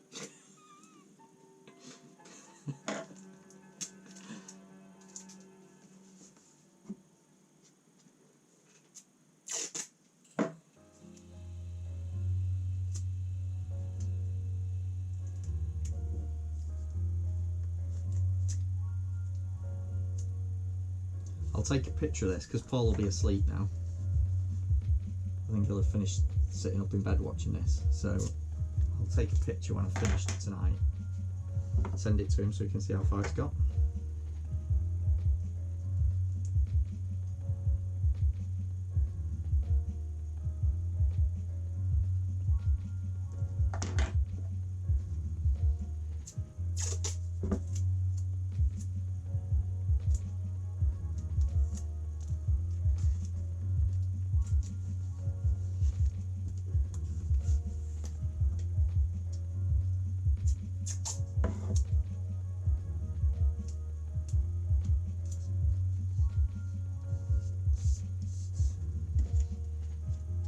So we're going to put all these on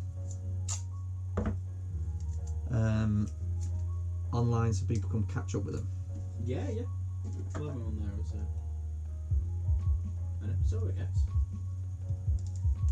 So might get people tune in night 2 where they haven't. Yeah, and follow on from where they left off. I think you up the speed on YouTube so you can watch something in almost time lapse, but not time lapse. Yeah. Because I think there'll be probably a few people who'd do that rather than listening to us and the captain waffle on. Yeah, I think you can only times 2 the speed though, maximum. So, what, we're at nearly 4 hours. So 2 hours instead of 4. Not bad. Worth every minute of it.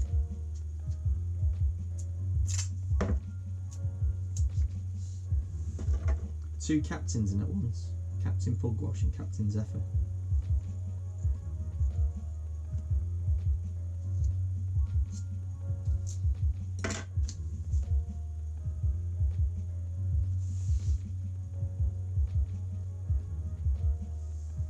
Right, that's done for tonight. Shall I take a picture for him?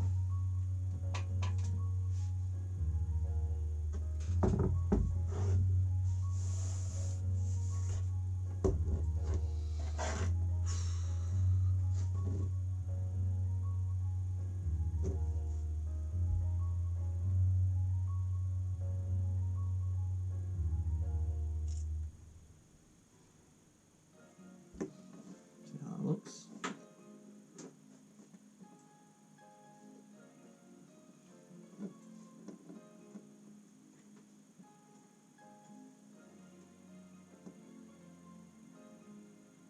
That's the worst picture. Let's do it that way. You'll probably click to the end of the live stream anyway, won't you, to see what you're up to? Yeah, but he can wake up to seeing this on his WhatsApp or whatever.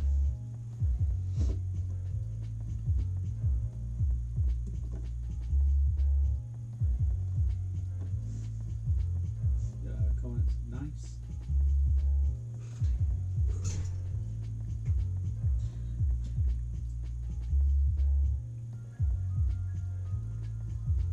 Oh, sorry, Hampus, I missed the message here. Do you press at all with the knife when cutting tape, or just go by feel? Like hardly anything. Tiny amount of pressure, because that's why you want a really sharp blade, because you don't want to put too much pressure on. The more pressure on that you're putting on, the less control you have as to how deep you're cutting. So with the fine line, you can actually almost just score it, and then it will snap where the score line is. So you're not cutting into the shell. And then if you're cutting a piece of tape, so say for instance, are we still on? Yeah. So say for instance, cut you off. yeah. Say for instance, if we have a piece of tape on the helmet there, and what? Get a better close up. Right. So say if we have, we're painting the inside here, and we don't want these tails. Rather than cut down onto the helmet, you can just put your blade on top and then pull the tape up to it, and it'll give you a clean edge without scoring any of the helmet. The only problem is you won't get a perfectly clean edge on this side, so if you were going to paint on this side of it, you would want to actually, the tape on the top you can kind of cut short by pulling it up, but the tape on the bottom you're going to want to cut through just a little bit to get a nice clean edge against the tape that's coming across it. So that's how you do it with minimal cutting onto the shell. And favourite comment of the night, want to finish off. Amazing insight. This is from Captain. All right. I'm getting the impression that Phil is dyslexic and gives the media ratings to Mike. So, yeah. Thanks, Captain. Well, Mike's dyslexic as well. So. Well, it depends on the day. Yeah. We just spell check everything. Yeah. Is that everything? I think, yeah, we covered everything, so we'll just have another look at this. That's what it's going to look Real like. face there. Hopefully when it's done, it's going to be like that. It's his 50th birthday present, but he's already had his 50th. So it's a bit late for his 50th, unfortunately. But he'll like it. When he gets it, he's going to love it. Hampus, makes sense. Thank you for the info.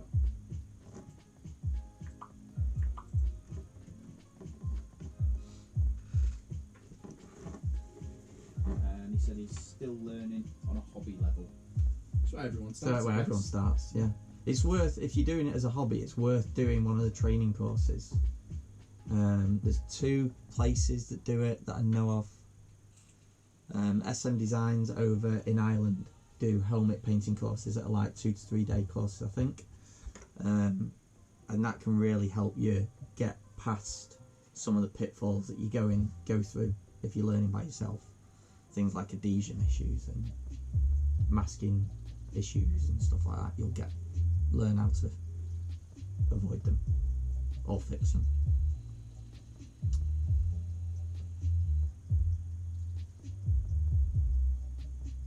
Time for another strong coffee and then bed. Coffee in bed? Yeah. Is that where you roll? Yeah. If I went to bed now without a coffee, I'd wake up with a hangover headache from caffeine detox.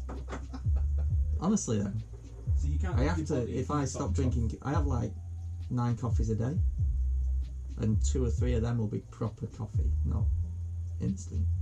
And your main concern was? Do you know, I probably say 6 days of the week, my only drink I've ever had is coffee.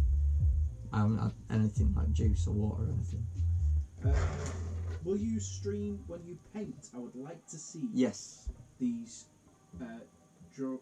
Yeah, we're going to try and stream every single part of this helmet all the way through so you can see it. Slow, but if you're interested, you can. And we'll do another community post to let people know when we're going to do the next one. But I'm predicting the next one now will probably be like over the weekend, maybe. What do you say, Mike? Yeah. Well, Are you coming back up to do the next one? Yeah, I'll be here. That'll be cool. We can do this then as well. See if you're doing it. Yeah, that just mashes your head down. Yeah, not that, but you know what I mean. Yeah, all the way to Clearcoat. Or could we watch an over the shoulder and learn? Maybe, I could. Maybe when we're in there, we could do over the shoulder shots. I could do a video of one of the helmets, maybe one that I've already done, and voice over the whole what I'm doing and why I'm doing it process. So not voiceover, over shoulder. Yeah, well you could do that, but I mean like I've got loads of videos where it shows, so I could kind of just talk through it, maybe, if it's interesting to anyone. Captain, but isn't it also the quality of the products you use that gives the best possible start to a project?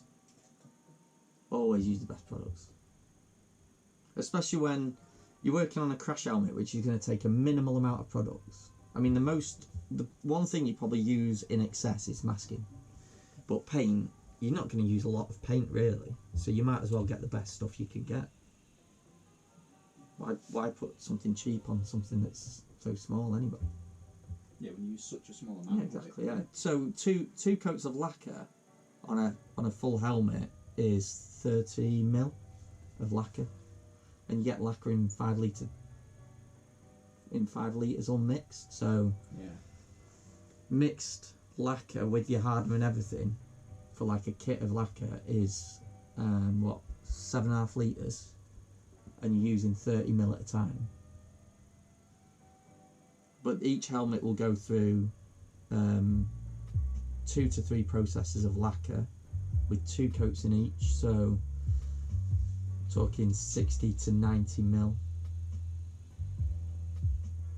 per helmet. So yeah. Hmm? Make sure you tune into the next one. I'm going to continue. And check out my Classic Moto channel for Yeah. any bike related stuff. Plug there. Plug. Classic Moto on YouTube. Classic Moto Commando, what was it? Norton Commando Pure Sound. That's my my video that seems to be doing really well actually at the minute.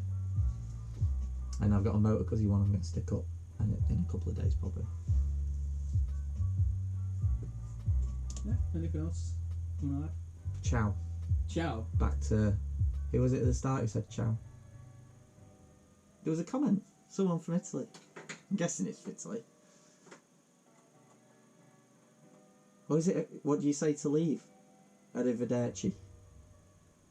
No. Oh, yes, one did say. Yeah, Barbara. I'll say arrivederci to Barbara. Is that right? Arrivederci. Captain, again, that's what I mean. If you're a hobbyist, you should go get the best masking and knives, etc. to give you a good base to start. Yeah. But also, don't try and do someone's helmet until you are 100% competent. Because you hear so many nightmare stories where someone says, can you do my helmet? Joe, you've done an alright job on one. And you say, can you do my helmet? And you give it them. And you struggle with something. Then all of a sudden, they're not your mate anymore. And they want you to buy them a replacement helmet. So maybe And you start get a load of bad press out of it. Start on before you even start. LS2s. You can pick them up on eBay for 30 quid. I thought LS2 was your favourite helmet. They are, top brand. I've done LS2s this year or last year for Jack Kennedy. They were quite good helmets. And there's a new one out this year as well. Brand new shell. So can't wait to get my hands on one of them maybe. Who knows?